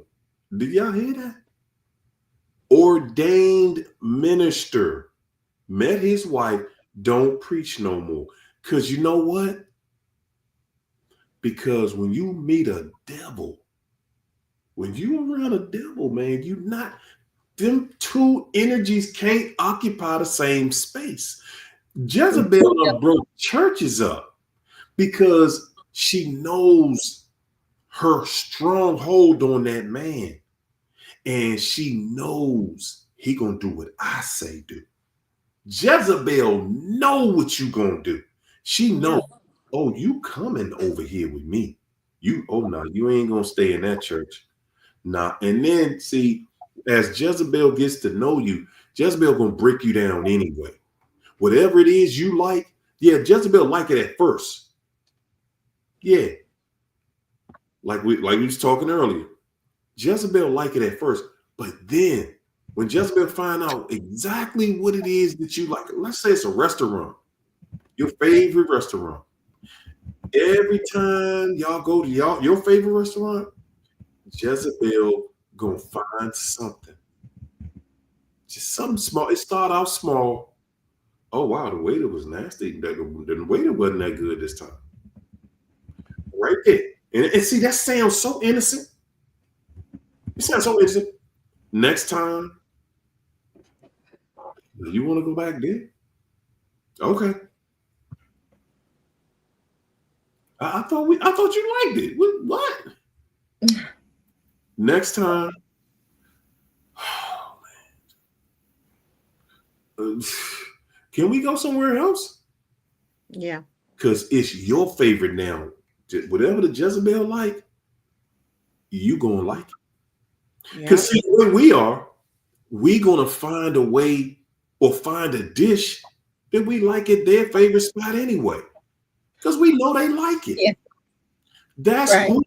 guys, that's the difference. That's who you are versus who they are. When they got to go to the place you want to be, man, they going to look, by the time y'all get a few years of them telling you how they really feel, nah, your favorite spot, nah, man, I don't. The only way you're going to be able to do your favorite spot is if the Jezebel got people that influence them that also like that spot. Because if it ain't about the influence, then nah. And it's not even just that, Harry-o. It's like all of a sudden, everything they liked about what you did, they now could do better than you. Everything you have is now theirs is now better than yours. My bed's bigger than yours. My shoes look better than yours. Oh, I cook this better than yours. Oh, this is better than yours. It's everything is better than yours. They go against the grain and start hating everything you like. And even if you start liking from the restaurant they eat from, they no longer like that. They're going to find something else because they want it to be theirs, their idea, and you're copying them, which really they're copying you. And see, and Jezebel know exactly what she's doing with these favorite restaurants, because what y'all don't understand is when they triangulate that new person wants to be you. So they start taking this person to the same places that they took you, and they do the same thing to them all over again. Oh, I love this restaurant. Oh, I hate it now. I mean, it's wash, rinse, repeat. That's all it is. Yep. I'm gonna learn today. That is the same. It's because and it's so crazy. It's like, oh, I fried chicken better than you, but the chicken bleeding, and now we got to eat bloody chicken. Like, we don't want to eat the bloody chicken. Just let me just fry the chicken, and it's unseasoned. Like, all the kids complaining, but the narc sitting up there like, y'all need to eat chicken. Just eat the chicken. No, you gonna get salmonella. And then it's like, oh, y'all don't want to eat the food. Y'all wasting food. That's a whole nother argument. Sometimes I think they purposely do that crap, knowing the chicken bleeding. Like, I'm telling you some stuff. This stuff be crazy. And you can't tell them nothing they cook is nasty, nothing whatsoever. And let them put something on it and you get sick. They gonna blame the store for it. And it's over. I was like, we can't eat this stuff. It's something they made was nasty. Or it didn't taste as good that time. Oh, it's over. The kids don't have a filter. They like, we ain't eating bloody chicken. That's, they on punishment. Can't have doors in their room because they don't want to eat bloody chicken. That's a narcissistic home. It is chaos. And you be having those type of arguments. Eat the chicken anime. That's what they don't do. Monique said the doctor has found lesions in his brain and has been diagnosed with MS after 34 years. After 34 years, all of a sudden, now he's on disability, and she is happy-go-lucky. With a witch. He is with a witch. He has to really get out of that because that's self-hatred. Multiple sclerosis, that kind of diagnosis, it is root. Everything is rooted spiritually. There are some physical things that might happen. You might break a bone or whatever, but those type where you got brain lesions, it is agent. It happens to do something with that mitochondria and stuff. That stuff is spiritual first. So if he can get through self-hatred and get out of that relationship, he can't be in that thing. He cannot be in that thing. Monique is back. Thanks for Monique. Monique said, my ordained brother's wife tormented my brother so much. She says to him, why every time you pray the same thing over and over again? Can I say something? Anything that you can do. Listen, these people hate you. Being connected to God, being connected to anything that is going to keep you rejuvenated, that's going to replenish you day in, day out. Anything that's good for you, anything that feels good to you, she's sitting here telling this dude, why you always praying the same prayer, man? Good gracious. That's how narcs break you down. Because now when you praying, now you thinking, oh, I prayed for this last time. I can't pray for that again. But you know what, Harrio? I kind of agree with that. And I'm going to tell you why. Because when you pray and ask God for something, you're supposed to have faith. Why keep asking for it? If you keep asking, that means you don't have faith. And God is working on it. So that's why I don't agree with, consistently praying the same thing over and over again. I think her point was to deter him from praying, period. So she was just basically telling him, you have nothing to pray for. Why are you praying? And that's what the point of her saying that to him. And I think, he needs to get back to God, because that's the only thing it's not going to save him. But I mean, at the end of his life, that's what he's going to need. This what he can do. Please relate this message to him, because he is a priesthood. He is the man. As a man, he gonna have to just restore that order. It's gonna be a hard fight because her whole head might spin. But he gonna anoint that pillow, and he gonna have to really go to war with that spirit. Not directly in front of her, he might lose his life, but he gonna have to be praying in his place. Whenever he ain't around, he should be praying, hopefully in the spirit. He gonna have to send some reinforcement because parts of him, with that kind of sickness, parts of him is already soul trapped in different parts of these kingdoms. He's gonna have to come against. He's gonna have to contend with the kingdom of the angel of death, because that comes with the Jezebel spirit. So he's gonna have to break that thing up off of him and understand spiritual warfare real quick. Because he's with a witch. He is with a whole witch that is putting curses on him, probably cooking food, probably speaking stuff over the food, probably putting stuff under his pillow. He might have something under the mattress. Like, this stuff is so deep. They could be doing stuff to their toothbrush, their DNA. He got to be so anointed and cover that stuff. But he already in a covenant. There's a demonic covenant. There's a contract. So his fight, I don't even know. He sold his soul when he stopped praying. He's a minister. Ordained pastor. He knows better. And that's the highest position you can have. And to turn your back on God like that, I mean, come on. What do you expect? Because he's around a witch, and underestimate not the power of a witch, but the influence and the trickery of the words, the way they use the words. Yeah. So, when you say, it's so many different ways to look at this, because I'm looking at it like, okay, well, if he's a pastor, he's asking God to heal people. So that prayer may be the same. He's asking God to help people. He's asking God for the same thing, because there's new people all the time coming into that congregation.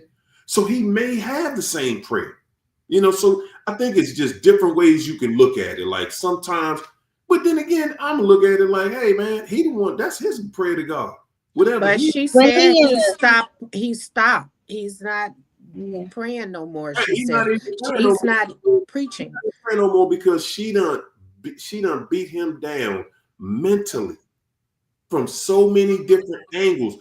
And that's the part right there. See, she probably a nice, meek, soft-spoken person. And see, when the devil comes from that angle, you can't see it. You can't see the devil coming from a man.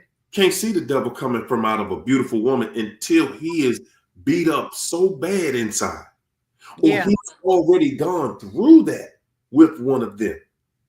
Because he sees is, man, she look wonderful. Man, she is beautiful. I love her. She is this, she is that.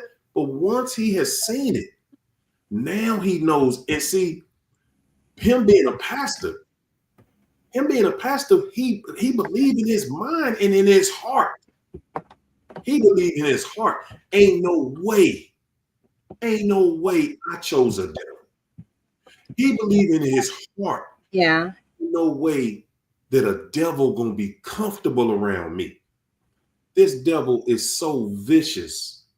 This devil comfortable around anybody, because the devil is looking at you and studying you. The devil ain't sitting there worrying about how you call out to God. No, the devil is saying, I see your weakness. Yeah. I see how I'm gonna get. And when somebody, a pastor, they have to see, if they was teaching this stuff in church, it wouldn't be like this. It wouldn't be so many people bound to the darkness. What happened when somebody become a pastor, the radar is opened up. Like, there are covens out here full of witches and warlocks. And soon as somebody is a pastor and ordained, that is the first thing that they target. They look, they see the anointing, they see this person preaching. These people are strategically placed in their path to get a demonic contract and covenant and bring that pastor down, because there's so many souls attached to that word that they will speak of salvation, that they got to make sure at all costs that they destroy them. Like, they will, that's the Marine kingdom. That is how they operate. Like, they pastor, especially if they trying to get a godly marriage, and they doing, oh no. So that's what happened. So he was deceived, he was bewitched, and that person was straight. That's a whole contract they got with the Marine Kingdom that they have to do and fulfill, and that's a very hard thing for him. But what happens with that, once they break a man's spirit, once the person is crushed, their energy, their soul, that's energy, that's your emotion. So that's energy and motion. So your soul is energy and motion. Your soul is fed by the spirit realm, whether it's the kingdom of God or the kingdom of darkness. Once that breaking happens, the kingdom of darkness jumps on that, and how low that man can go. If he go into a depression or an anxiety, you got the underworld Sheol demons that attach to that and tether, and they make little contracts. So they work on him to bring infirmity. They work on him to bring disease and madness, and to bring like thoughts of unaliving himself. That's what the underworld does. And then if he's trying to pray, you got a block there from the second heaven. So because he's still tied there, because he's broken and he has sorrow, that's why the Bible tells us to be joyful, to be merry at heart. It tells us how the sorrowness and the bitterness and stuff, how it rots our bones. That's why the word tells us to do stuff different. When we go through trials, it tells us to rejoice in our trials, because there's a vibration that comes with your emotion. So, and the demons feed on it. Like they like slither around like little snakes in black crap, and they just feed on that to bring more pain, to bring more torment. So now he's defeated, demons collected, contracts are in place. So now when he's praying, his angels are having a serious war in the second heaven, and some of them prayers are being snuffed out in the second heaven. There's a whole dragon up there, so it can sniff out your prayers going up, and then the answers to the prayers coming down, it can snuff those out. That's in the book of Daniel, when he was praying for 21 days and he was fasting, and the angel told him that I had to contend with the principality over Persia, because there's a ranking. And if the person's faith, if especially at that level, and Jezebel there, and they're broken and they turned on God, that the kingdom of darkness is commerce in those blessings. So whatever he prayed for, they didn't gave that to somebody in the kingdom of darkness. So but he you has know what? No matter how powerful and how a man's relationship is with God, the Bible has shown time and time again that a woman is a man's weakness. It all through the Bible, women have brought men down. Come on. Women are the weakness of a man, and she came wrapped in everything he ever wanted. And that's how the devil knew how to get him, to give him everything he ever wanted in this woman. And he thought it was sent from God. And he married her. And she was the demon from hell. And he's learning that she took his faith, she took his will, and she's possibly taken his life. He needs to get back to God, and he needs to rectify that relationship with God, so that when he do leave this earth, that he can see the kingdom again. He needs to get back ASAP, whether she's in there or not. From what I see, if it's been that long, and then he's sick, it's going to take for her to leave him, and she will eventually. And she's going to sit there and wait for that life insurance money if she don't even poison him or do something to him to rush what he have going on, because narcissists do that too. When you become a problem, they will take you out. They will give you stuff the doctor said you cannot have. It's not murder. They just giving it to you, and they know you can't have it, and they know it's going to take you out of here. Martha, thank you so much for that super chat. I appreciate the love. Gail, thank you so much, Gail. Can we get through these people, y'all? Yes, indeed, we can. Living my best life. Living my best life came through. Thank you so much. Got to dissolve them contracts. And Satan up there like, hey, bro, I got a contract. I could put that sickness on them. It's a contract involved. Covenants and contracts. That's why you gotta be careful when you say I do. I do can get you ziggity boo. Hand me ziggity boo. Said the only way to make it work is to leave. That's the only answer. The only answer is to leave, y'all. Thanks Let again. me add to that. I knew it. She's very good. I knew it. When especially a pastor, because she know this guy, he is serious about helping people. She sent mission. Yes. Mission. You can see when some, I mean, you know the pastors that's jackleg, but you know the ones that's serious though. And when they see one that's serious, see, they really want to get with him because that's the one right there that really believes ain't no way God gonna send a Jezebel to me. Yeah. A pastor really believes that. Yeah.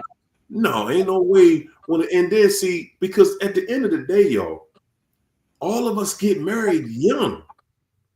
Okay, we get married young. So, you know, it ain't like the pastor 60 years old talking about getting married. And sometimes it's like that. But once he gets 60 years old, he know better at that point.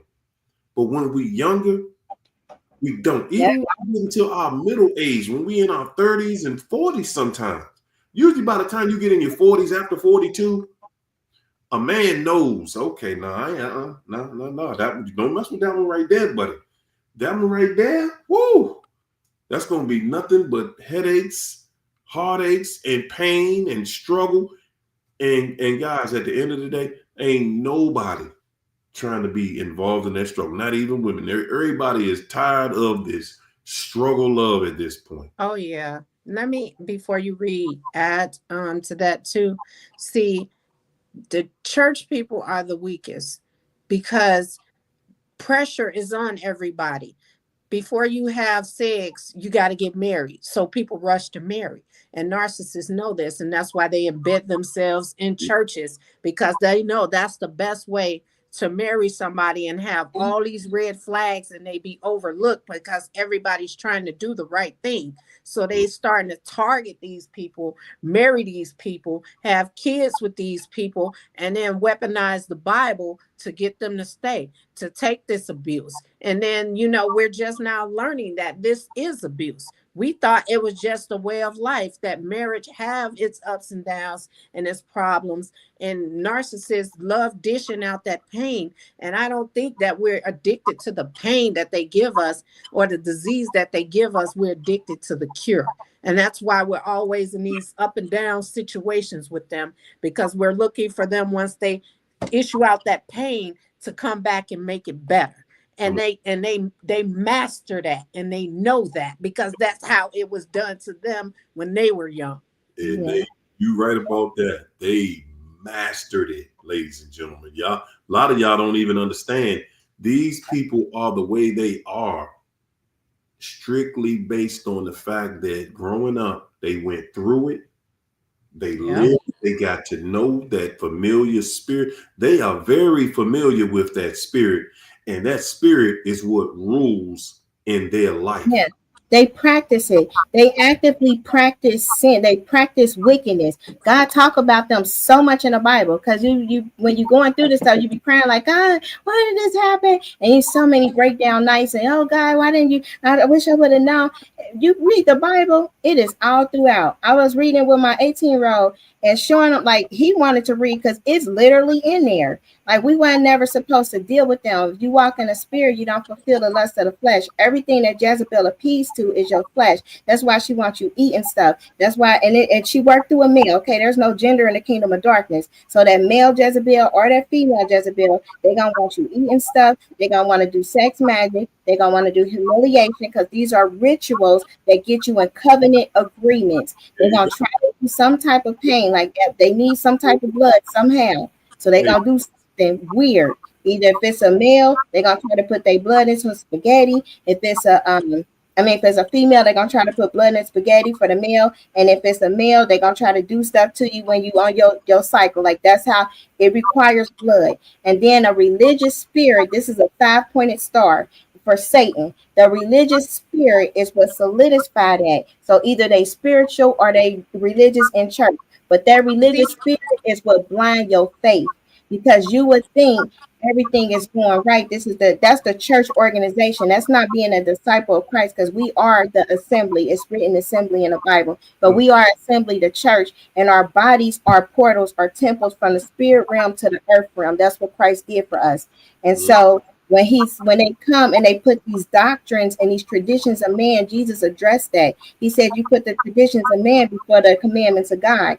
That is what every religious spirit do. And when he's raising up these people out of these relationships, we are the ones to discern it. This is the end time, end of the age discernment, to cipher out who is truly of God and who's not.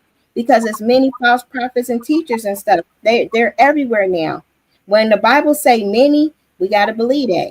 Many false prophets and teachers. Many people gonna come to his name like, didn't I cast out demons? Didn't I heal the sick? Didn't I do this? Depart from me, you who practice in iniquity. They practice wickedness. That's what iniquity is. And this is so deep, but it's so real. And we just now, it's coming to fruition because it's a time for exposure. It's a time for us not to continue to follow these crooked people, because you will never learn the truth that way. You will only go to destruction just like they're going. People like, no, I'm saved. They holier than thou. No, they're not. No, it's not. Because if you got idolatry in the same Bible, you're not going to make it. You gotta separate from that. Facts. Monique, Monique said, I've been drawn to the prophetic. God rescued me from the narc for a time such as this. I plead the blood of Jesus over his life. I am the generational curse breaker. Good God, say that. The generational. Just be careful, because Jezebel calls herself a prophetess. That's what she do. When you're on the internet, the people on the internet want to make you think you stuck. They want to make you think there's something wrong with you. They want to make you think like you got to think like me or you crazy. Because see, you watch the stuff, and I mean, China, you saw me last week struggling on TikTok this week. Good. We go through stuff, don't we? This lady picked me up. I feel like this lady picked me up and threw me. Remember Beverly Hills Cop when Eddie Murphy got through the front glass? This lady threw me out of one of them rooms. Like, throw him through the window. Okay. I think you only got what, 3-4 sentences out. He gets kicked out. She said, I ain't hearing nothing you saying. She said, get his A out of here. Yeah. I was like, whoa. I was like, hold up, man. I ain't supposed to do nothing disrespectful with you now. Calm down. And then she was like, you ain't in control of nothing in here. What you think you say so? But anyway, this is what this devil has worked so hard at. Yeah. Putting you in a place where you think something wrong with you. Y'all think about this. Now, we watching social media, we watching YouTube and everything else, and they beating women with children up. Like they make women who got children look like y'all went out there and got all yourselves pregnant. Like ain't no food nowhere. Father, none of these children. I didn't want to be a breeder. Raise them. And then to have to raise them, there is no solution, because you're a woman, you dead wrong. Just that's the solution. And I'm not saying that you go out here and be trying to do that now. Don't be out here trying to, I'm going to just prove that I can do it by myself. That ain't the goal. That's not what I'm saying. That's not what I'm saying at all. What I'm saying is, at some point in life, everybody gets to that place where okay, all right, well, you know what? If I'm doing this wrong, then how can I do it right? And I'm saying, for people who putting that stuff out there, what's the solution then? Because, okay, what are they going to do? What are you going to do? Because, listen, can I just be 100 with y'all? You meet me, I ain't coming into that taking care of them. I ain't even going to pretend with you. No, I ain't about to fix that situation. I'm not. So why? Because I'm saying that's selfish to tell you, man, I don't want you. and you ain't no good mother. Never giving. Now the woman already in the situation. She raising the children. You're raising, and I'm saying to me, that's why we got to pull back on all that. Just shaming each other. Okay, yeah, they making some valid points on both sides. On both sides of the argument, both sides are making valid points. But the reason you wrong, because you ain't doing it in love and you ain't doing it to resolve the situation. Right now, what's the solution? Well, we got to get together. How are we going to do that? How you going to do that when you don't even agree? We don't even agree on what took us apart. That's why we can't get together, because we don't agree on what broke us up in the first place. You know what? All that is manipulation. All the men trying to do is make women feel like with children, they don't have no value. They would date us. They just want us to lower our standards to be with them so that they don't have to do. I'm not looking for no stepdaddy. I'm halfway there. I don't need nobody around my children. I don't trust people around my children. So I don't need. You know what, China? And you don't need everybody around your children. Real no, please don't. You don't, and that's why I said for your sons, you want to be a teacher, and what you want a man to be. Want you with your daughters, the same thing. Look, this is what you need to be. Now, at the end of the day, if we come to a resolve at some point, because really we've gotten to a place where generations are affected right now. Generations, yeah. Generations are affected, and it's not it didn't get here in 2 weeks, so you can't fix it in 2 weeks. So we have to start to mold the mind of the next generation. Only God can fix that.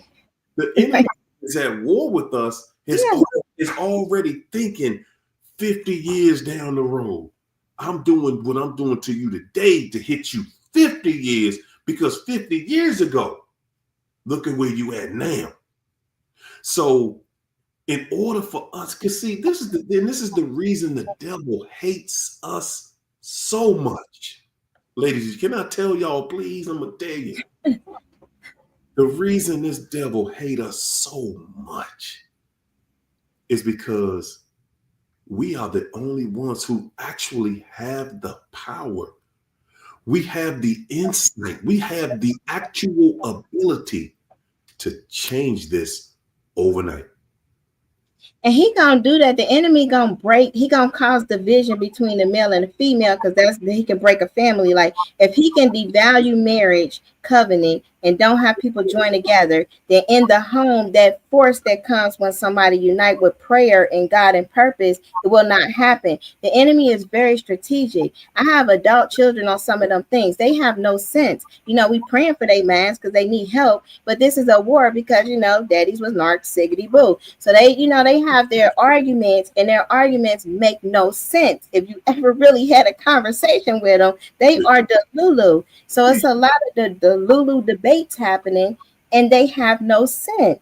They're not the Lulu. Let me say this. That's my little ones. One thing about I like something that you just said, because that's how you get to the solution. When you said the enemy is very strategic. Very strategic. The enemy strategized. If I can break that home, now what breaks the home? Without the head in there. So the first thing that I'm looking at is, what is it that we see?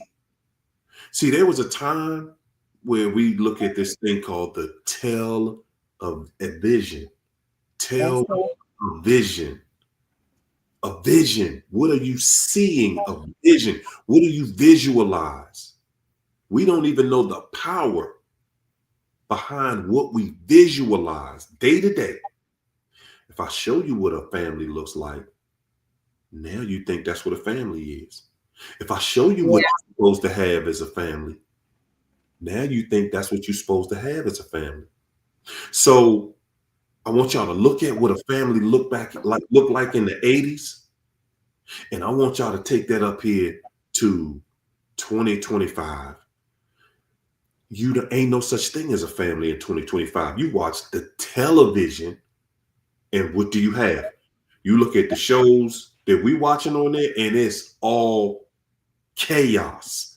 It's all everybody and money. Everybody, their money is God to these people. No matter what they talking about, no matter what that show is actually about, everybody on there. It's the main topic is money is law. Money is God. Oh yeah, this tied relationship we in. Oh no, this ain't gonna work. And don't nobody have a problem with it. It started out, oh yeah, when we met, when we was struggling together, we was good enough for each other. But now that I came up, I got myself together a little bit.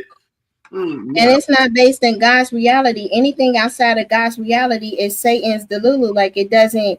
That's how it is, because he go for the mind. He's a professional psychiatrist. That's what he do. He knows the human mind so well that they have engineered so many nanoparticles that a lot of people do not even realize that their mind has been hijacked. That's why they made the announcement on the World Economic Forum that 70% of people, which is very overrated, 70% of people can be hacked, because they do have that ability to hijack people's mind, and people are literally separated. They subconscious is separated and controlled by a nano demonic particle. These are things that have way advanced in medicine, and people have no idea about it. But it's in the air. It's not even just in medications. It's smart dust. It's everything. And until we understand who we are in God and let our human spirit fight that, people can be overtaken. It's just inevitable. But you know what? The Bible says man will fail you. And that's where we're too busy feeling like we need each other. A man is not the head, God is. If you remove the man, you place God in that child's life. A man is not needed. God is needed. You replace that man with God. God will steer your children in the right direction, or Satan will raise them. Well, yeah. And that's by default, because we have to, you can't, that's how it is. And this has happened generations before us. The way we got like this, they had a great rebellion way back in the 60s, because it was a little different before that. And they planned this. This is in a book called Psychological Warfare and the Occult. That's a book. And they strategically planned this out. They got together, they shed blood, they did all this stuff, and they strategically plan on how to destroy and do the breakdown for a time like this, so the Antichrist can rise. But you got to have a wicked and perverse generation in order for that to happen. So the fathers, they dropped the ball. Our grandfathers, great-grandfathers, they dropped the ball. And when they dropped the ball, because they didn't love their wives and they didn't protect the daughters, Jesse came on the scene. And then that's when they put in a whole Jezebelic system of the welfare system. Don't have the men around. Okay. Because we right there at the solution. Because the first thing, what was the first thing that had to happen in every scenario that you can run to? See, this is what I'm talking about. They had to remove the man. Like the man had to be removed in order for that system to work. Hold on. Before the man had to be removed, God had to be removed. So we looking at it, well, how are you going to remove God? See, that's how crafty this devil is. So they took prayer out the school. Let's go back to Adam and Eve. Adam and Eve, they got everything they want. Just don't go down there on 5th Street with them jokers on 5th Street. Okay, you good. Y'all Gucci over here. Y'all can get what you want. But don't go down there on 5th Street messing with them fools over there. And as soon as he gave him the freedom, here you go. Go ahead and be who you are. Do what you want to do. Somebody said, man, you ain't going to die, man. He be saying that. Man, he be doing too much. Which is indirectly undermining God's power. And when you hear somebody speak like that, and you don't see them just disintegrate, like you just talked against God. Devil, what you supposed to discriminate, disintegrate, ain't you? Yeah, you see me, I ain't disintegrate. God just be talking like that. Y'all listening to that, man. We over here having fun on Fifth Street. Man, we getting high. Good God, we getting high. We having fun over here. We gambling. It's all types of debauchery going on over here. And by the time he done ran that mind game, because it's not going to come to you direct. That's one thing about the devil. He ain't never coming direct. He coming through the side, through the back. He coming in angles that you not looking for. He coming from places you never even imagined. There ain't no way this fool up in the church. How the devil gonna come up in the church and be trying to? Because that's exactly who the devil is, and the devil knows. He's a coward. Once I get your mind, absolutely. Once I get your mind off God,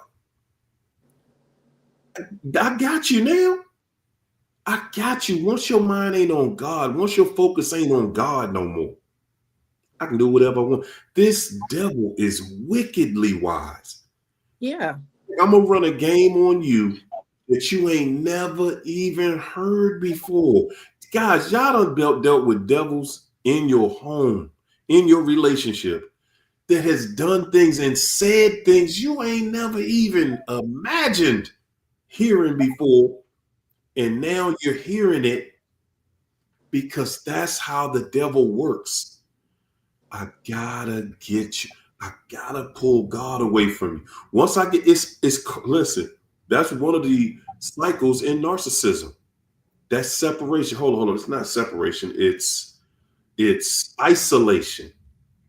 Once this devil can isolate you from God, now I can attack. See, now that's how they can control the mind. Bring y'all, look at Adam and Eve. Look, I got her to do it. She gonna get him to do it. Y'all ain't covered by God no more. Now y'all can go out there and Eve, you gonna have my baby because Adam think it's his baby, but it's not. That one of mine, one of them here. And you already know how that story is. At the end of the day, y'all, once God ain't in it no more. And see, in our minds, we like, no. God still, I still believe in God. I still got my faith. But you ain't walking with God. We wonder why all these narcs running these games on us, how they able to trick us. The same way the devil been tricking us since the beginning of time. Because the moment you walk away from God, you be like, but I just left church. Yeah, you just left church. I ain't talking about church. I'm talking about the moment that you walk away, allow yourself to separate. Well, what is that moment? What you talking about, dude? The moment that something happens, something is said that goes against what your spirit is telling you, and you still participating. You still listening. Eve knew she wasn't supposed to deal with that serpent. She was listening, though. He said something that tickled her ear. Good God. Is that where you come from? And now she listening. That's all the devil need. We talk about no contact every single time we on here. No contact. Why? Because if you listening to that, if they whisper, they got you. Are not in the presence of God no more. You're now in the presence of that devil. See, we keep on thinking God gonna come over somewhere and bogart something. That ain't what God is. No. God gonna walk with everybody that's all about walking with God. You cannot walk with God and I'm over here entertaining this devil. It don't work like that because God ain't got nothing to prove to us. We got everything to prove to God. He said he's not going to intrude on our lives. We have to ask him.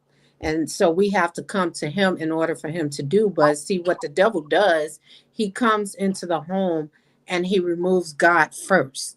And then he works on the family. He works on whoever's the weakest in the family, rather that be the man or the woman. But if you notice, he always removed God completely out of the home. He can't have nobody praying, not the woman, not the man, not the children. And that's why narcs come in and collect intel and see how your household is run. Is God involved in it? If he's not, how easy is it going to be? How hard is it going to be? What do I got to do to remove God out of this home so that I can get in? And then if God is in your home, they create chaos. That's why they sabotage stuff behind your back to make it seem like God is not there for you. God is not working for you. And it makes it easier for you to just remove God from your life, yourself, and he can just come in and he can work on your family from there. But it's all strategic to remove God first and then work on the family. And he's very, like, the men usually choose the women. Because I seen something that my man Charles said, and you know what, I actually agree with that. You know, when we say what we don't need, I think that we need both parents. I think that every child deserves that relationship with both parents. Now, yeah, we already know the conditions, you know, provided one of them ain't a total nut job, totally crazy, abusive, XYZ. We already know. But both the male child, the female child, the boy, the girl, the man, the woman, we need each other. And we got to stop putting that in the universe. We got to stop putting that out there against each other, because that's still against us. To say you don't need the father. I'm the father. Why you don't need me? I need to be needed. It wasn't. You need. It wasn't meant like that, Harry. Let me clarify that. It was meant like if the father leaves, not if the father leaves, kick the father out. I mean, I'm saying right. He get what he get. If he leave, he get what he get. If she leave, she get what she get. I'm saying, and I agree with that. I'm saying that we got to stop that war against it, because that's what that's division. That's how that devil get in there. And we see the kind of carnage that's left when this devil get in there, because that's what it's all about.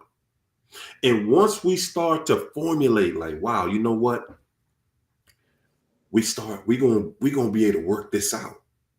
Once we get to the place where we can start seeing a life with one another, and a happy life with one another, that's when I think we'll be attracted to one another for more than intimacy. Because really right now, that's all we got left. And that ain't even strong enough to keep us dealing with each other. Because the Bible tells us, to the pure, all things are pure, but to the defiled and unbelieving, nothing is pure. So what we have is a very defiled and unbelieving generation. So when you have defilement in your heart and wickedness in your heart, that's what you're going to be attracted to unclean things. When you have pure things in your heart and a love for God, so that's what it takes first, is everybody to repent and have a love and reconnect with God. Once you reconnect with God, your whole desires change. Your desires become ingrained with his desires, and you're going to desire the godly things. You're not even going to look at the other things, because you know what demons come with that stuff and what tethering come with that stuff. But what the enemy did, it was very strategic. He put a whole rebellion generation. The 60s was the age of rebellion. They say it was civil rights, but everything happened. You had feminism happen. You had the civil rights wasn't for us. The civil rights was to ignite a hatred and a division. We were already cool. That wasn't what that was about. They didn't want the laws for us. They still make it hard. It didn't have nothing to do with the black-white thing. The civil rights was because they put certain laws in place to help with get abortion in there, help get prayers out to school, help get wickedness in the church. They knew that they couldn't just take out God like that. They had to do just what they did in Peor, because Jesus talked about it in Revelation. They had to assimilate with the church and then change the definition of who God is. And that's what we're dealing with. People have their own God of their imagination, but it's not God of the Bible. You got to reunite with God of the Bible, because he's the only one that can defeat this darkness. And the way that he set up in order, it was for a reason, because of the curses that happened in the garden. Because women are emotional, we have a nurturing, we have a womb, we have things like that. Satan was able to deceive the woman because of the whispering. You're going to fall into a deception with people who have a whispering spirit. That is the setup. That's the nature. It's an enmity between the serpent and the woman. The man is going to be tricked by the female. And if they really out of whack and perverted, they're going to be treated, bewitched by another Jezebel that's in a man. That's even different. But they're going to be seduced by the sensuality of their body, because that is the Adamic nature. That's the fallen nature of mankind. So we do, at the way God designed us, we do need the man, because the man they think different. So they think more in a protective way. They think more in a providing way. That's the way God set it up. We have to do what we have to do, because we made poor choices, and poor choices chose us, and we had demonic generational covenants in our bloodline that set us up for failure. So God is helping us with mercy and grace. That's why we're getting through this now, because it wasn't our fault. But he didn't set it up like this. This is not his divine will. This is his permissive will, because of decisions. But I never said that we don't need men. What I meant to say was, if that man, we're so focused on feeling. No, we don't think like that, Shina. I know what you're saying. I don't think that at all. I hear you, because I know what you're saying. Because we had to do what we had to do. And it's like, we're saying, we when we are doing this, it's not like we have to have that I got a man attitude. That's what I call it. Right. I don't have that attitude. They had to have a guy there. I wanted to say something while you was on that point, though, because see, right now we live in a time, and this is why I was saying what I was saying earlier about what we teaching. If you're a single mother teaching your children, the reason that it's so important for you to teach them to respect men is because, see, when they grow up, you'll watch your son grow up, and you'll wait, and because in your mind you're thinking at some point nature is going to turn him into a man. Right. And then you sitting there looking at a 50-year-old man playing video games, and it's so and you're like, what in the world happened? Oh yeah. No, because it ain't nature. Right. Not like you think. Nature is what you're seeing, and you're repeating it. And you're getting enzymes from seeing someone do that and teach you that. So when he grows up, yeah, he's going to have an attraction to the woman. However, we hope he do, because that ain't even always the truth. Jezebel home. Break that home up. Y'all can see what's going on out here. But when you break that home up, and you have the responsibility of raising them children yourself, and I'm saying the responsibility of raising yourself, assuming that a joker ain't around there nowhere wanting to take care of his own children. That's the assumption. Because from where I stand, the dudes be fighting to see their children. You know what I'm saying? But I know women that go through that, and I know women that done had children, and the joker who even had money and wouldn't have nothing to do with his children. So I know both sides of it. I ain't will never put us in that trick bag. But just the same way you got to do that with a man, you got to do the same thing with a woman. Because see, now you have women, girls who grew up into women, and it ain't nothing in their nature is telling her to be a woman now. No. It's time to be a woman. It's time to be soft and feminine and loving and nurturing. And most of them don't even know what they think that's a joke. They think it's a corny joke when you say that. Ain't nobody about to be that. That's a bum chick. I want to be that. But I'm saying, if women not teaching their daughters how to be something like that, then they not gonna be that. Right. Gonna grow up and turn into this lovely flower, the woman of the house. They're not gonna be that. They're gonna be trying to be the man of the house somewhere. And the men, he not gonna never turn into the man of the house. He never saw a man be the man of the house. He don't even know what it's like. What did that look like? Because all he see is my mama take care of everything. And mama not telling me no different. If mama not telling them no different, then one day you're gonna grow up and you're gonna notice. And when his wife, or if he ever get married, his wife gonna be looking at mama like, man, you the one that got this joker like this. Yeah. But you know what? Don't want to be no man. He's soft. He this, he that, he just ain't no good. So, but you know what? That at some point in life, you want them children to know, hey. Don't be disrespecting no man, or don't disrespect no woman. At this who you gotta be to a woman. At some point, a woman gonna expect you to be her provider, her protector. Do you know what that look like? Make your son walk on the outside of the curb when he walking with his mother. You the protection for your mother. That's how you teach him how to be a man. Yeah, hold the door, all that. Hold the door, all of that. I say, teach him some manners. Have y'all ever heard? When was the last time y'all heard that word said? Manners. That's all. But you know what though, Harry-O, it's all fine and dandy. It's gonna take more than a YouTube channel to get to people, because the world is so divided that you now even have preachers putting their 2 cents in on race wars and all of this stuff with that Carmelo Anthony case going on. I done seen so many preachers call him a thug. It's like, why are you judging? You're supposed to be a pastor, but you're calling someone a thug. You're calling one an angel and one a thug. Who are you to be judging anybody? The Bible says, judge not lest you be judged. And that's exactly what they're doing. This world is screwed up. And that's some religious spirits. They very holier than thou. So a lot of them are narcissists in pulpits, and that's what we're dealing with. And it's like they have these platforms.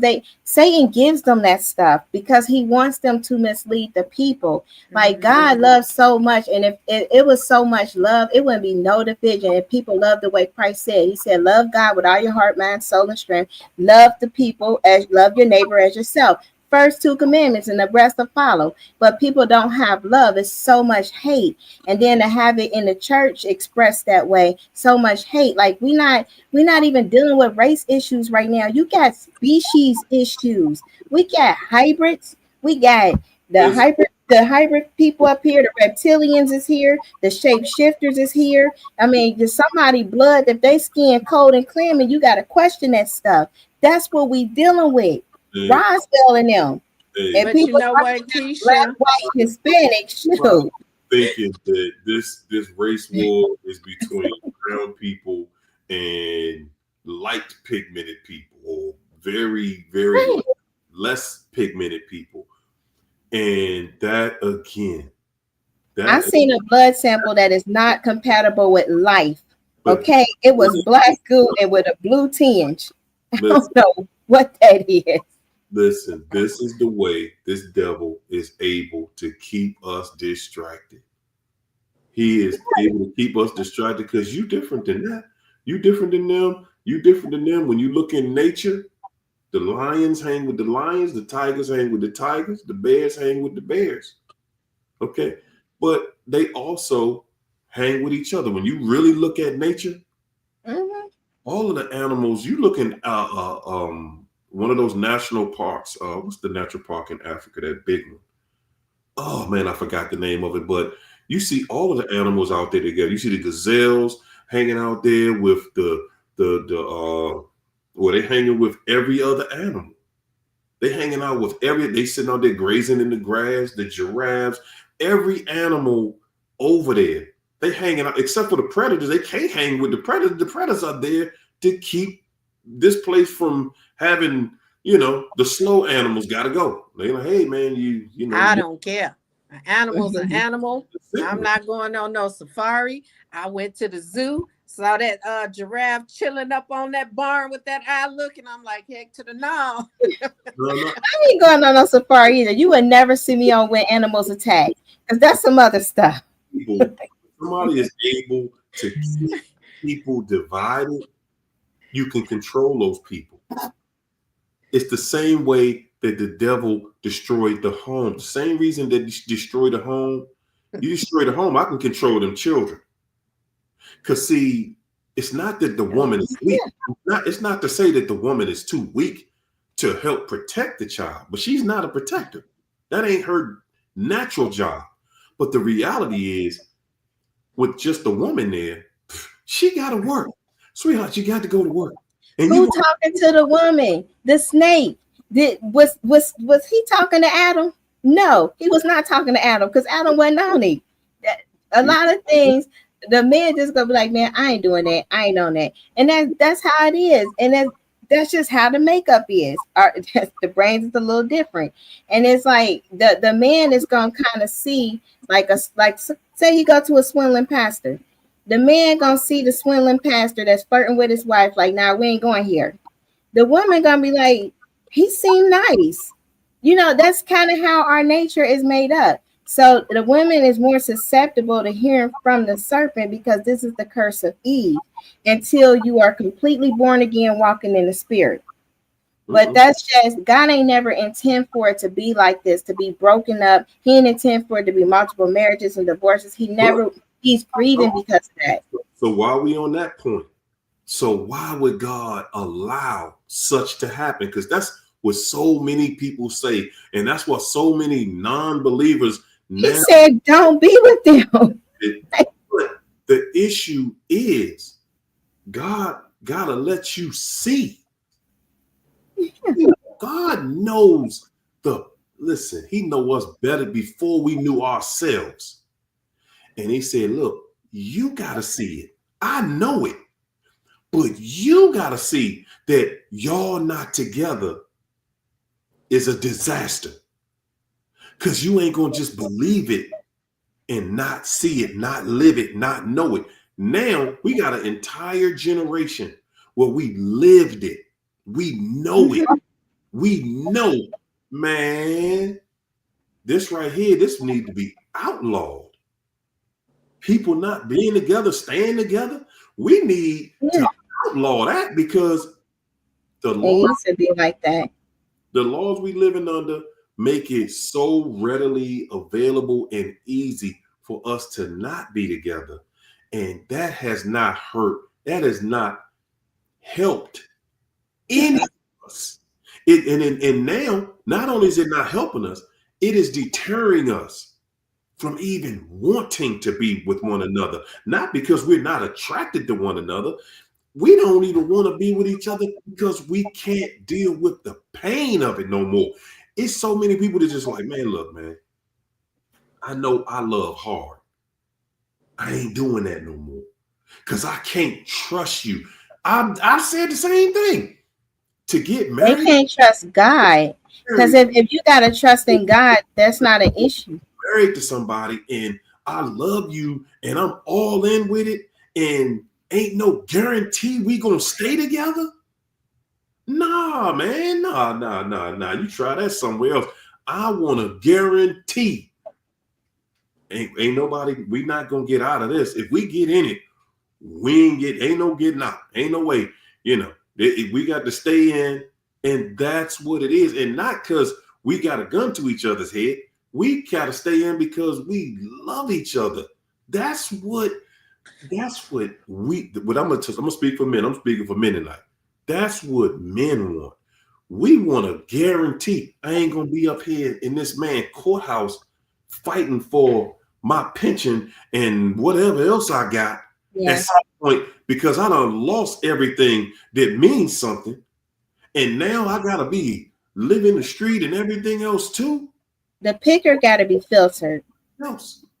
You got to have your picker. The only way to have the picker, the who you pick filtered, is with God. See, when somebody is in tune with God and God is in them and they in God, the Holy Spirit is gonna let you know. You're gonna discern, not that one. Okay, that one.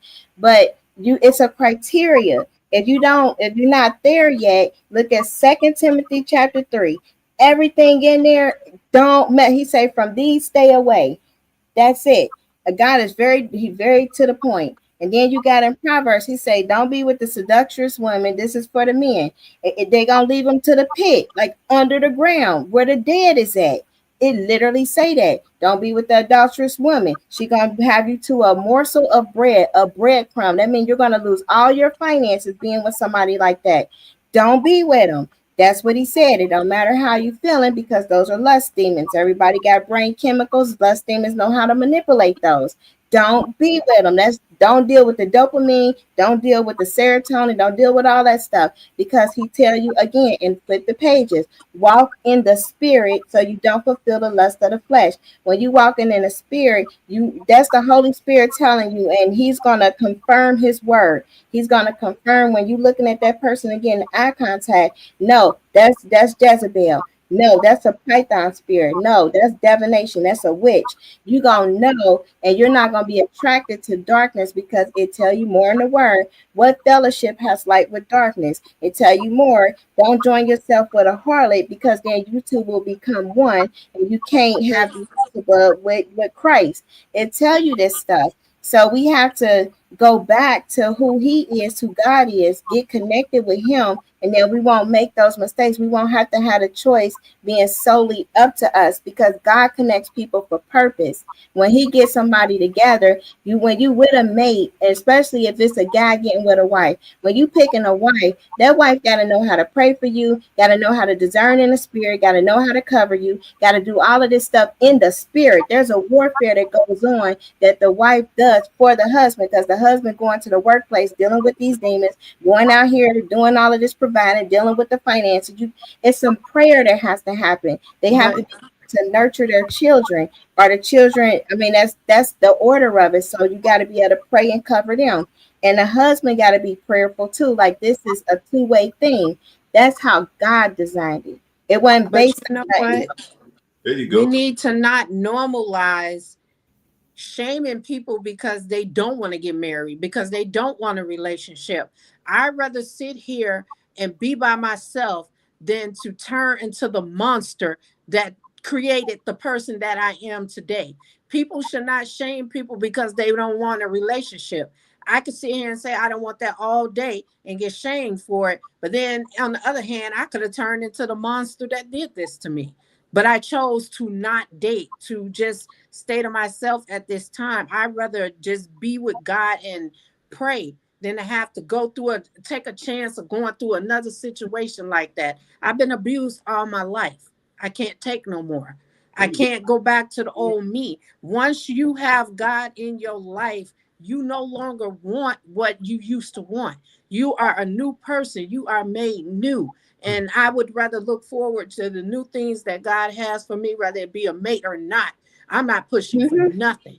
I'm going to sit here and I'm going to date myself, and I'm going to pray like I do, and I want to take care of my kids. And I just hate that people shame me for not wanting to date. I could have turned into a monster. I could have used my experience to say, well, no, I'm not loving no more. I'm finna do people like they did me. No, I didn't choose that route. I chose to not date, and I shouldn't be shamed for that. Absolutely not. I totally agree. I don't think that anybody should be shamed for doing what they know they need to do, because you can't be valuable to anyone until you have that mindset that that's what I want. I want to be a gift to someone. Mm-hmm. I want someone to be a gift to me. So yes, absolutely. That's what it takes. It takes that mindset that, you know what, this is where I gotta be for a little while. I gotta get me right. I can't be at my best. We ain't even going in. It's not even a thought of going into a relationship and being your best. Everything right now is bought and paid for. Yep. Y'all, you sit down at the table with somebody. Okay, what you got? I got this. All right, what you got? Okay, I got that. All right, if we put that together, we can have something. We can have this. We can do that. We can. Yeah. You ain't got nothing. You sat down at the table and listened to somebody who tricked you, and now you putting everything you got into somebody else and something else to build them up, because you're not building y'all up. That ain't how this works. When y'all just talking about money, one thing I learned, one thing that I can honestly say that I learned being with someone that was a show enough cold-blooded narcissist. I mean, cold-blooded narcissist. That even being with one of them at their worst, being with somebody that y'all mix, y'all like oil and water. You know what you can do with somebody that is in a relationship that's that pathetic? You still can have finances. You still can be prosperous. It still can look like, it can have the illusion. Yeah. And it looks like, oh man, we doing good. Yes. It looks like this is what everybody want. You can be with somebody that ain't never been good to you. And you can't be good to them because they ain't good for you. And it still can look like,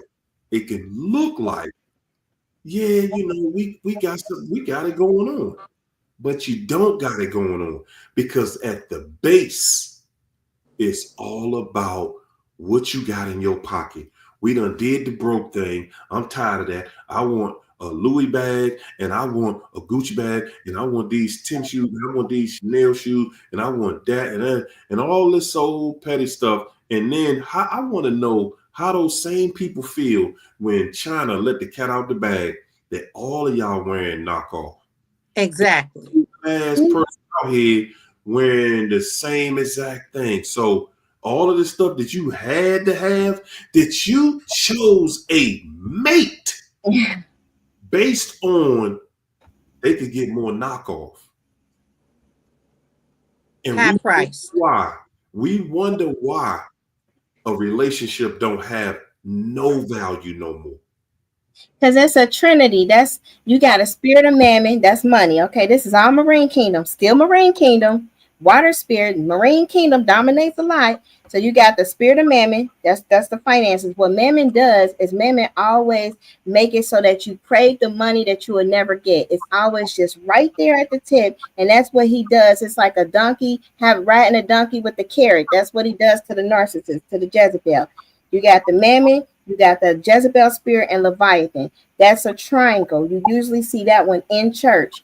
And it's always they're going to talk about money or success or having a business or doing this. This is their conversation. So when you're trying to identify the signs, this is the things they talk about. Even if they talk about God, they got a way to make a profit out of God. So this is what you got to listen for. They're going to address the sensuality, because that's what Jezebel does. And then Jezebel going to ask things about, are you submissive, or do you want to control somebody? Like they're gonna bring those two combination of words, because you gotta have the Jezebel Ahab combo. So if it's a female, they're gonna be like, I'm submissive, I'm this. They're gonna come off the back answering things that you never asked. So that's what they're gonna do. And then you got Leviathan. Leviathan is that big one that suffocating pride. So they're gonna start talking and boasting about themselves, and you're gonna recognize like, dang, they kind of prideful, or they judgmental of others, or they get negative real quick, like, oh, why that person do that? But I love you. Like they'll love and be all adoring to you, but they're gonna talk about somebody else, because they have to be on that frequency of negativity, because they're bringing you down. If you're like happy and joyful, that's a different frequency. And certain demons, like the demons of death in the underworld, can't attach to a happy person. So they got to get you sad, and then they can observe this in a quantum. Certain electron demons can only operate at lower frequencies. That's your sadness, your depression, your heaviness. So that's why that combo comes to you as the Trinity. So never get with somebody just on materialistic. Everything and technology is in the marine kingdom. It comes from the underworld. That's what I was trying to get to also. It just slipped my mind, but when you with somebody, guys, you don't have to be in love with somebody. You can meet somebody and y'all can do well in business together. See, we have this illusion that if we, oh man, you making this, I'm making that. We can, oh, maybe look, we can do this. We have this illusion that just because we can make money together, that we could be in a relationship together too. Yeah. Now, yeah, it's great if you can have both, right? That's great. If y'all both can have that. You gotta know what love is. but that ain't what that's not really how everybody is designed. Everybody ain't designed to be able to handle all of that responsibility of, we both can work and we both can do this. Listen, what I was getting at was I learned being with somebody that I'm telling you, we mix like oil and water, but financially, that's the easiest part, people. If you listen, I could do it with somebody that wasn't no good for me, I know, and let me not just take that off of her. I couldn't have been no good for her. Well, I guess I had to be some good for her.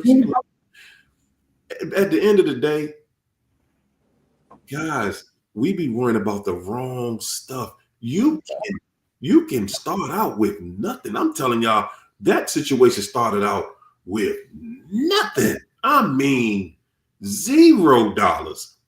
And it went straight to $1 million level based on, and I'm saying not because we had a great relationship, because we did not. We did not.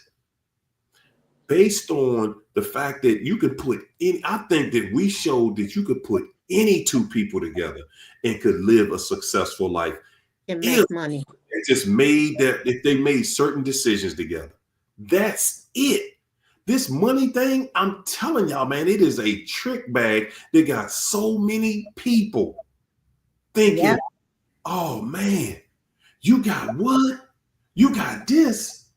Then I can, if you got that, then I know you gonna buy me this and I can have that. And people are not thinking about how they can network together. If you have, I'm gonna just say this: a man, we are natural workers. A good man he loves work. He loves work. He loves being able to provide. See, that's a good feeling knowing I can go out and I can provide. So if I'm with a good woman, a woman that supports me, a woman that I can come home to every single day, and I know she riding for me, I know she got my back, I trust her. Man, I said I trust her. And when I say I trust her, that means that when I'm not around, I still got my life in her hand. Yeah. Because I know, she's solid. Yeah. I know when them jokers down there on 5th Street try to even talk to her, she not me. No, sir. No, thank you. No, thank you, sir. I can't see you. She not going to jump in his face with that smile. Hey, baby. No. No, I can't do that. I'm with. No, we want somebody that we know she not even having that. I know she got my back. That's what helps me go out here and work to do whatever I need to do to protect her from them elements out there. Because I'm taking care of our family. I know she got our children's best interest. So that's giving me the mindset. I want to be out here and I want to take care of her. I want that for you. I want that soft life for you. I want you, and I want you thinking and mentally in a place where you're taking our children to the next level. You already got them in the 3rd grade and they can already do everything people in high school can do because and their mama is teaching them and loving on them. Oh, yeah. So when a man is in that position, we want to go all out. We want to be in that position where we can just go all out for the woman that we're with. But if you're in a place where I don't trust you, you going to work. You gonna go to work. You when you get home, hit them dishes, get my dinner. You put the sexy thing on I like you gonna do it all. You know why? Because I do not trust you. Just keeping it real. If I don't trust you, I ain't got no business with you in the first place. Real talk. No business with you. If I don't trust you, and I'm saying trust you with my life, I don't need to be around you. They gonna have a life insurance policy. Around you, right. I'm messing up my destiny out here one day. Somewhere. But you know what? China exposed what we've been telling y'all the whole time. They showing you something can look good is not good, and that's what we tell you when they go in these other situations. They make it look good. These people just they only enjoying their 15 minutes of fame.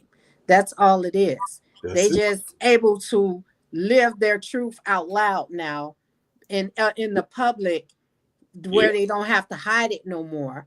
And so that's why it look like they're doing good and they're happy. But once all of that wear off, that's when they realize, like, I want my family back. I made a mistake. This is not where I want to be. Because now they're over there, have to take care of somebody else's kids or start a whole new family and provide over there when they got history over here. History matters to these people. That's why they go back to their exes. So don't think for a second that that don't matter. They would love something new, but if they had to get rid of that something old to be with this something new, not going to happen. It's going to always be something old in the background because that's their safe space. That's their history. And that's why they always go back to an ex. Let them have their 15 minutes of fame showing that crap on Facebook, thinking they're doing something. Because at the end of the day, it's all going to come to an end and that page going to go quiet. Because they ain't got nothing else to showcase. Now they're planning and plotting their way back to you because now the fun is over. They got used to that person. They got bored with that person. They got used to seeing them all day, every day. Now they're tired of them. Now they want to come back over here. But let them stay over there. That's where they chose. And that's how you got to do. Because I know my ex, the Marine Kingdom came for him. Okay, that's a whole different. I said that kind of witchcraft. But see, when God send you somebody, and I ain't saying he sent him to me, like I really helped his life. Like it was not that other way around. But when you get somebody that's in God, even if you trick them, because we wait to get married, whatever, but we got married quick. But when he send you somebody and they really got that heart for him, he showed them things. We started this ministry. He didn't even know about demons. I told him, one, you're starting this too quick. You need to get delivered first. Then listen. When you have a godly wife, God's gonna show that godly wife some things that's gonna help your life if you hear. And it's gonna be done in a way that's gentle and kind and loving, and still pray for them, still try to cover them. But there's some things that a woman can discern that a man cannot discern when it's a godly wife. And that was the witches coming on the scene. Because I was like, you got about 3-4 witches here, one doing an evil eye. Those were things that God allowed me to see because I knew about the spiritual warfare. And I told them, hey, did you getting dangerous? You studying witchcraft. That's dangerous in a Marine Kingdom because I'm having dreams, the Marine Kingdom coming for us because we was a married couple that put a ministry out there. So anytime that happened, because of the way that I grew up in the spiritual warfare that I've already been in, I said, this is what's coming. I'm having more and more dreams. But then when God showed me that snake, the Leviathan thing going in his neck and a water spirit over him, hey, he was out cold. His eyes was in the back of his head. So I guess he wasn't present. But now in a situation that he in, yeah, it's like heavily promoted. And I had to call Hario sometimes because I'm telling you, like they got these direct energy weapons that was even interfering with my magnetic field. I was like, I think this dude really happy. I don't know what I'm seeing, but that happens sometimes because I'm human.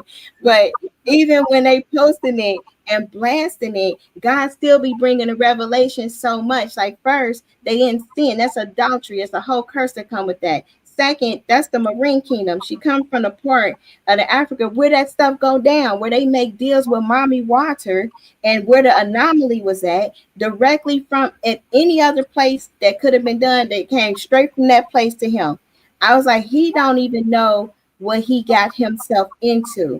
But because the demons in him and his narcissistic, arrogant, prideful, haughty ways, he made that free will decision. And God even told me, he literally wrote it down. He said, stop praying for him. He was like, you to the point, you need to stop praying for him. And then he showed me everything that happened with the dream. He said he made a covenant with a witch with his free will. You stop praying for him, I'm about to deal with him. A force knocked me and our youngest son out the building he was in and locked that door. And he said, I'm protecting y'all. He got him because he made a deal with the witches. And now he just surrounded by witches. He got a whole cult. And it's just getting worse and worse because they don't make good decisions for their life because they never completely surrender to God. And they got a contract with the devil and a contract with the angel of death. I told you he made that contract in prison and he did himself to seal the deal. There was a covenant with that. And because that's the serious stuff, I know. He's amongst his own kind, predators around predators. Yes. And so this lifestyle, he collect more than once that happened. Any demons that he thought he might have offloaded, man, it's so many of them in there now because it's so much demonic witchcraft and misleading of God's people. It's a done deal. So you can't take these people back because they are highly demonized. If they wanted to take you out before, because he choked me out, when they want to take you out before, the next time, if you let them back in, it will be successful. You got to understand what you're dealing with. The devil. That's what people don't understand. Sex is the portal for the demons. That's how the demons get inside, through sex. Those are the portals for the demons. That's how they gonna get you. They gonna get you every time. They gonna be like, hey, don't you want to just touch on me just a little bit? And, you know, that's all they can offer is they contaminated parts. That's it. So, you don't want that stuff. You know something that I noticed? So the one thing that I noticed about women more than men, you know, as men, we'll go through a tragedy and we'll just, most of the time, we'll turn to vices. We'll turn to drinking or drugs or something like that. You know, we just live in a strip club trying to get over a woman. Because we don't want to face it head on. We don't want to face it head on, and that's a mean pill because the only way out of it really is getting out of it naturally. It ain't no, you know, just, oh yeah, I'm gonna just go get with somebody else. It don't work like that. That's why a lot of people are out here just not good relationship partners because you just a rebound. They haven't taken any time off and taken any time to get themselves together. You know, it's like everything about them, you know, it's like, oh, I gotta be with somebody though, you know, and overlap a marriage. And if you that person, you gotta be with somebody at all times. You gotta remember, you know, like, wow, would I want to be with somebody like that? Do I want to be with somebody that can't take 10 days out of a relationship, 1 day off, and they out in every dating site in the world, they bored to death, they got to be this, you can't make it with somebody like that because in a relationship, you're going to have disagreements. Yeah. Now, I'm talking about fights and disrespecting each other. I'm talking about disagreements. Because see, the better your relationship is, the more sensitive it is. And the more sensitive you become than just having a disagreement with the person you love, y'all be like, whoa, my God. Whoa, babe, what you mean? And I mean, y'all really having a disagreement. And I'm saying no disrespect between one another, nothing. Just like, it's just like we got this kind of love for each other and we expect each other to just be on a certain page. And when that doesn't happen, you start losing yourself. And when you resort back to, you know, like, well, you know what? This ain't make it, but you know what? I'm gonna go ahead and run out here to the next thing. You can't make it. If you can't make it by yourself for a time, give yourself a break just for a little bit, then you ain't gonna be good for nobody to be in a relationship. That's because these people decided in life when they were young that they wasn't going to feel pain anymore.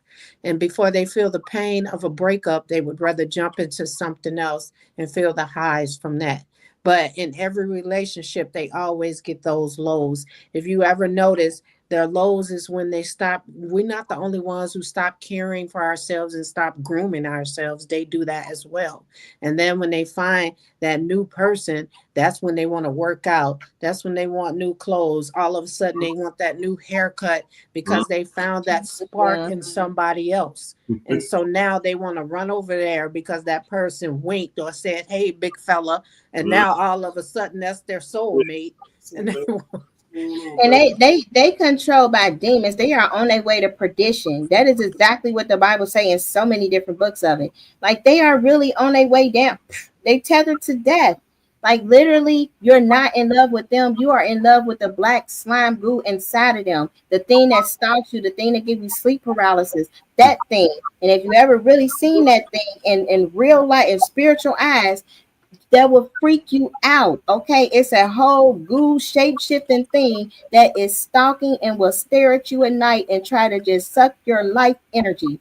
That is what you was in love with. That's the thing that was finessing and caressing. It's a whole entity. It's a snake and it wants to become one with you. It was never, the narcissist was just a shell, and they can make the shell look like it's like a clone body. That thing that was in it, that spirit spouse that came from the marine kingdom, that's the thing that's been stalking since you was young. Since whenever you first looked at a nasty movie or something, that's when that thing came, and that thing felt like it know you, and that's what a person is obsessed with until God breaks it. There you go. Yes, that's an old. See, I'm old school. Y'all don't know nothing about Super TV. And they scramble the TV at 10 o'clock. They scramble the channels at 10 o'clock. Yeah. Like you guys type stuff. Yeah.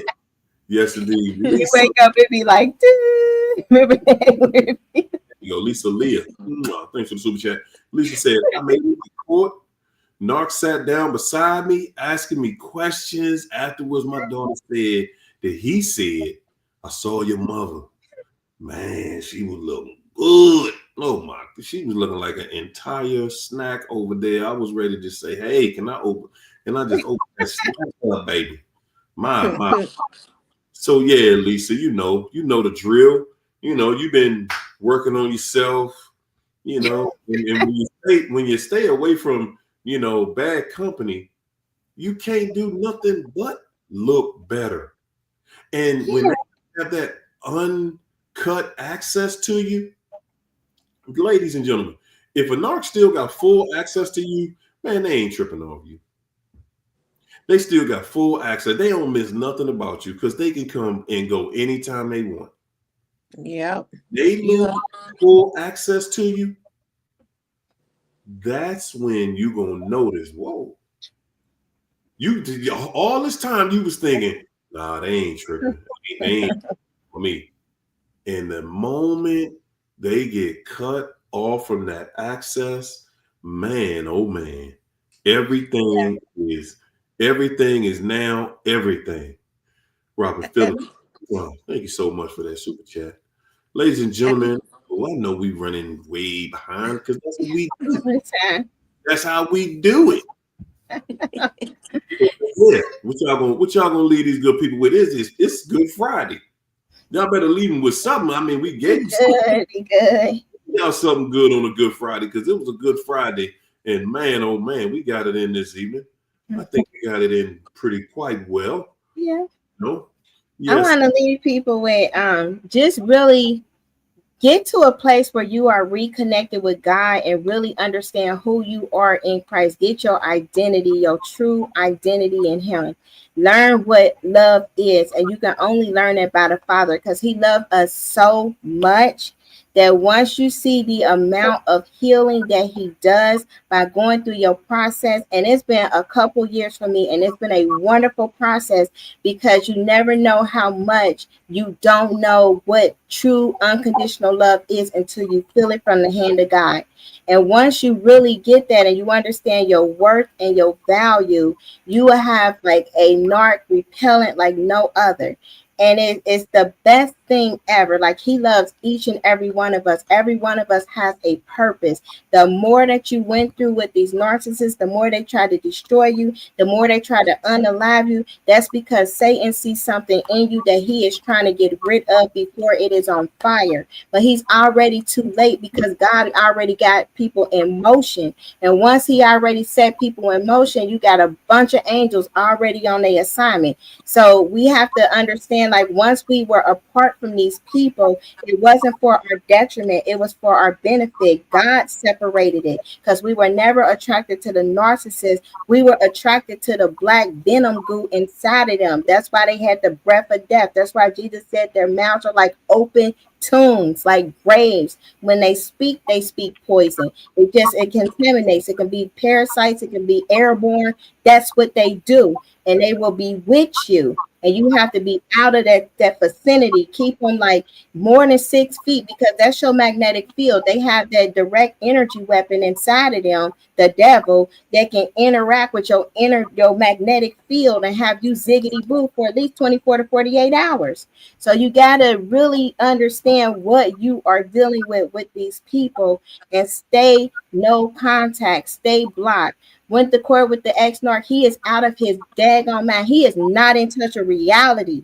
Okay. And you can't really see it when you in it. But once you've been out of it for a while, they are like a patient with permanent delusional disorder that should be in the state facility somewhere. It's really dangerous to humans, the way that they think, because it's not reality. They recreate, it's like Jeepers Creepers. They recreate themselves after you. So you'll sit there and listen to somebody trying to be your life, and out in a delusional, non-reality state of mind, and believe in it. So this is the type of demented people that you're dealing with, because they chose to sign that contract with the devil, and they are unrepented. So the devil took their mind. He wanted to, he had access to it. So they are a body. Look at them like a drone, like a humanoid with this black goo possessive demon inside of them that wants to destroy your life. That's it. And that's all. That's all they want to do. So we got rescued. Thank God we got rescued. Yes. Next time you see them, they're going to be having little deformities, because they're going to take on the parts of the new supply and the new supply and all the other supplies after that. It's really going to be looking ziggity boo crazy. And you're going to be thinking, how in the world did I ever talk to this person? Like, y'all probably won't never see pictures of the ones I talked to. That's some crazy stuff. But understand that God rescued you, and He's healing your man. So you will never make a choice like that again. There you go. That's all I have for them. I like that. That was dope. It's true. So I'm gonna make mine short and sweet, but I'm gonna start with this quote from Carl Jung. He said, "No tree can grow to heaven unless its roots reach down to hell." Jesus had to touch hell to reach to heaven. We had to touch hell to reach heaven. But the narcissist has planted their feet in hell, and they'll never make it to heaven. Whoa. Not trying. That was cold. That was cold. That was cold. Because narcissists sitting there saying, huh?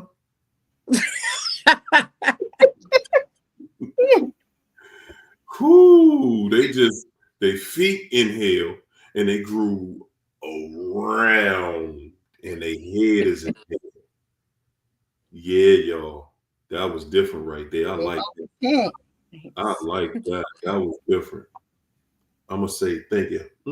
Robin Phillips, thanks for that super chat. She said, we have to do the work in order to get over the narc. James 2:17, faith without works is dead. Yes. Yes. Yes, it is. You better not be out here with, trying to act like you got faith and ain't got no action behind what you saying and doing. No, indeed. So on this Good Friday, this Good Friday, man, it's a Good Friday.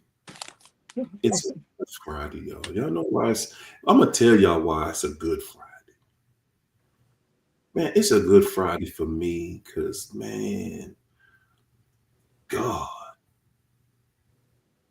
is saying, man, you know what? I know you act ignorant, but I'm gonna use you. I'm gonna use you, man. That is the most incredible feeling in the world. To be able to walk with God and to be able to have understanding, to be able to just have understanding. We in a world of temporary happiness. I'm not even gonna call it temporary happiness. We in a world of temporary, of things that people teaching you. This will make you happy. If you got this money, it'll make you happy. If you got this bag, it'll make you happy. You got this car, you got this house. If you got that vacation, you'd be happy. No, you won't. No, you won't. You know what's gonna make you happy? Y'all really want to know what's going to make you happy? I'm gonna tell you. I'm gonna tell you. I'm gonna tell you something that's gonna make you happy for the rest of your life, for the rest of your day. And you know how I know this gonna make you happy?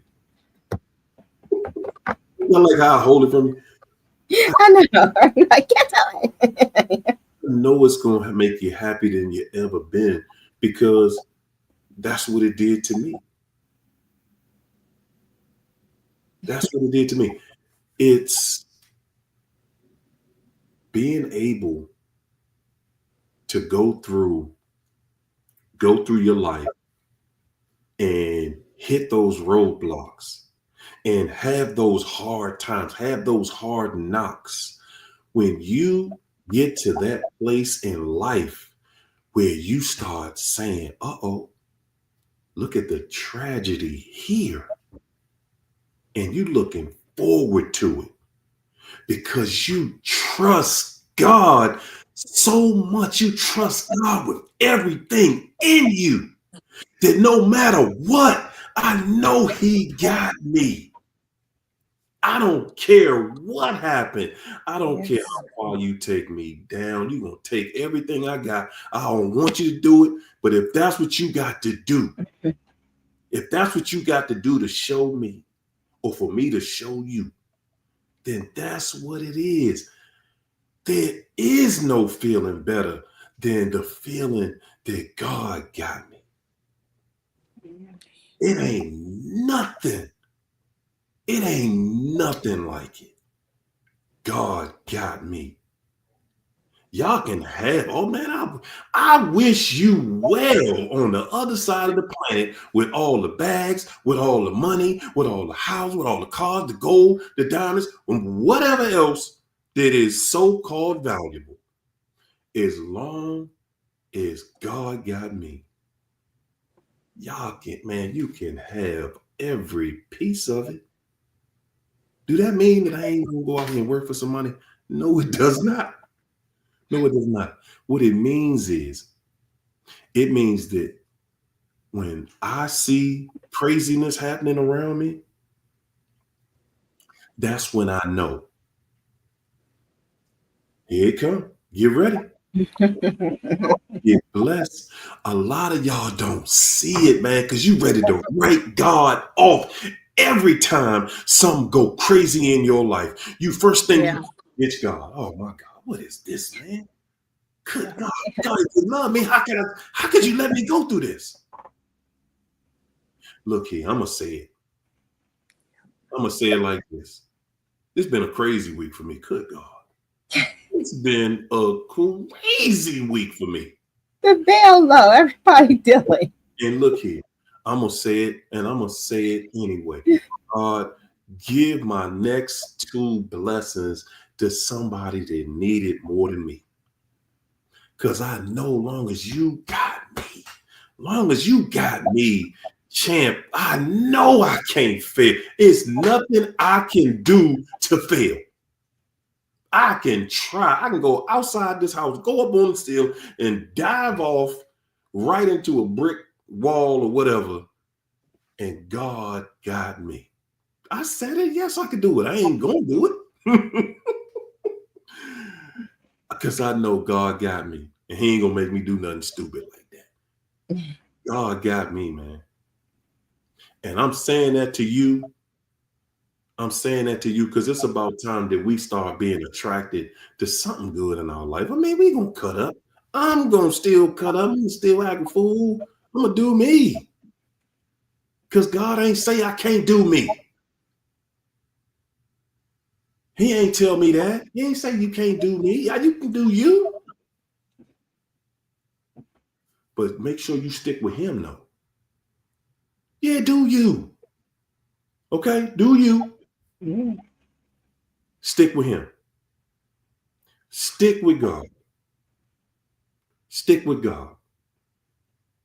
Yeah, it's going to be some trials. It's going to be tribulations, trials, tribulations. You're going to have trials in your life. That's what life is about, people. Imagine being in a relationship and every time something goes wrong, the person just writes you off like you ain't nothing. Right. That's how we act with God. Like we just write him up, man. God, you got the power to just make us hit the Powerball and you won't do it. You know, that's the kind of attitude we got with God. Man, look here. Yeah, I want the Powerball. But I take God any day over that Powerball. I'm going to take him every day over the Powerball. Yes, sir. Yes, indeed. I'm rolling with you, God.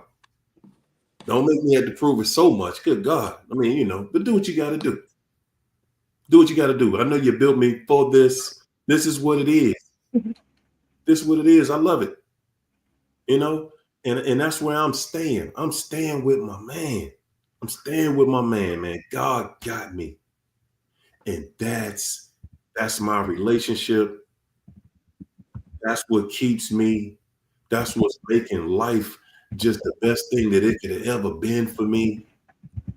And I'm just saying, everybody, man, tighten up that relationship with God. Start thinking about how you can use God, man.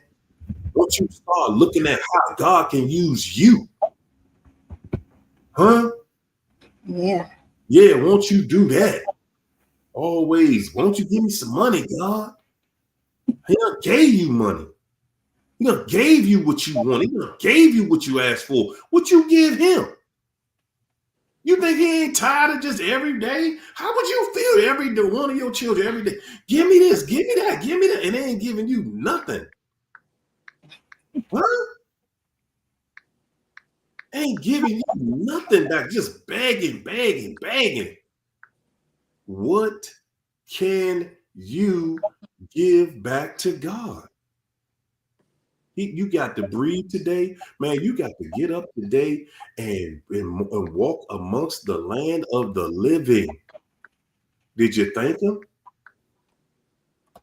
Did you appreciate this day he gave us? This beautiful day? Your health, your wealth, your mind. Did you thank him? Because he sure did a lot for you today and do a lot for you every single day. Did you even say thank you, though? Just thank you. Do we even realize what that make God feel like to just know, man, I appreciate that, man.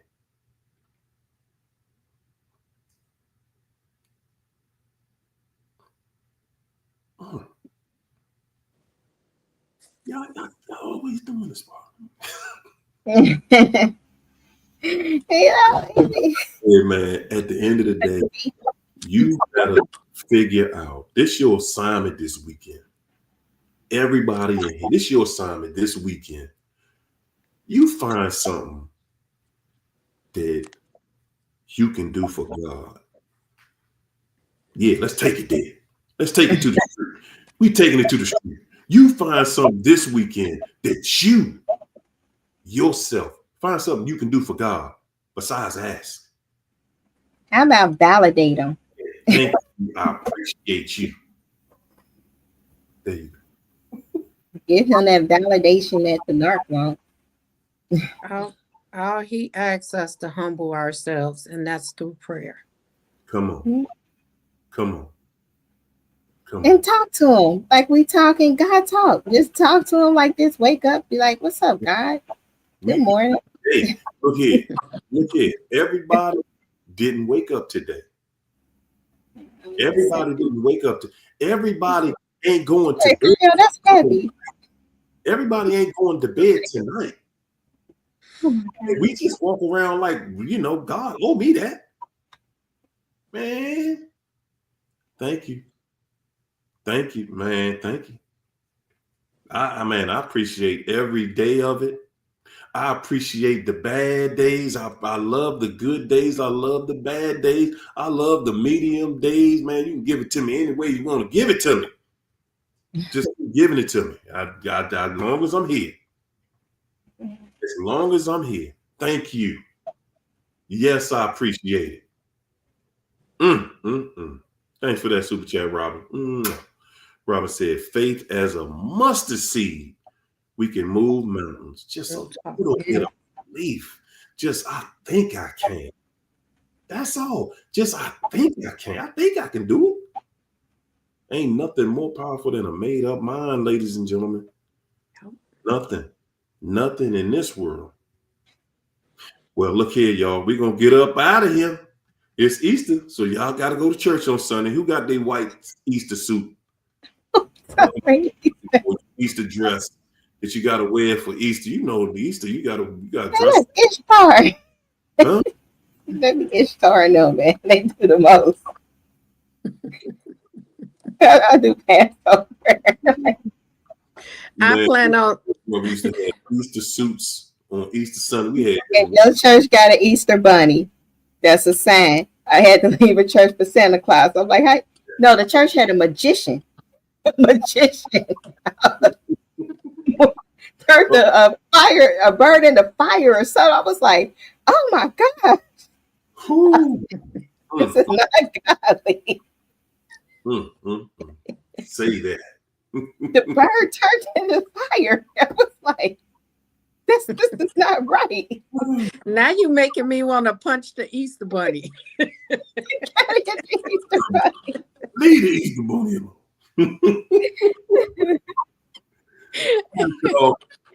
We're going to enjoy this weekend, this Easter weekend. And yes, indeed, we're going to leave y'all the same way we came in here, with the same love and energy we came in here with. All right? We leaving y'all with love, peace, and Soul Train. Soul Train. Everybody. It was wonderful. Thank you.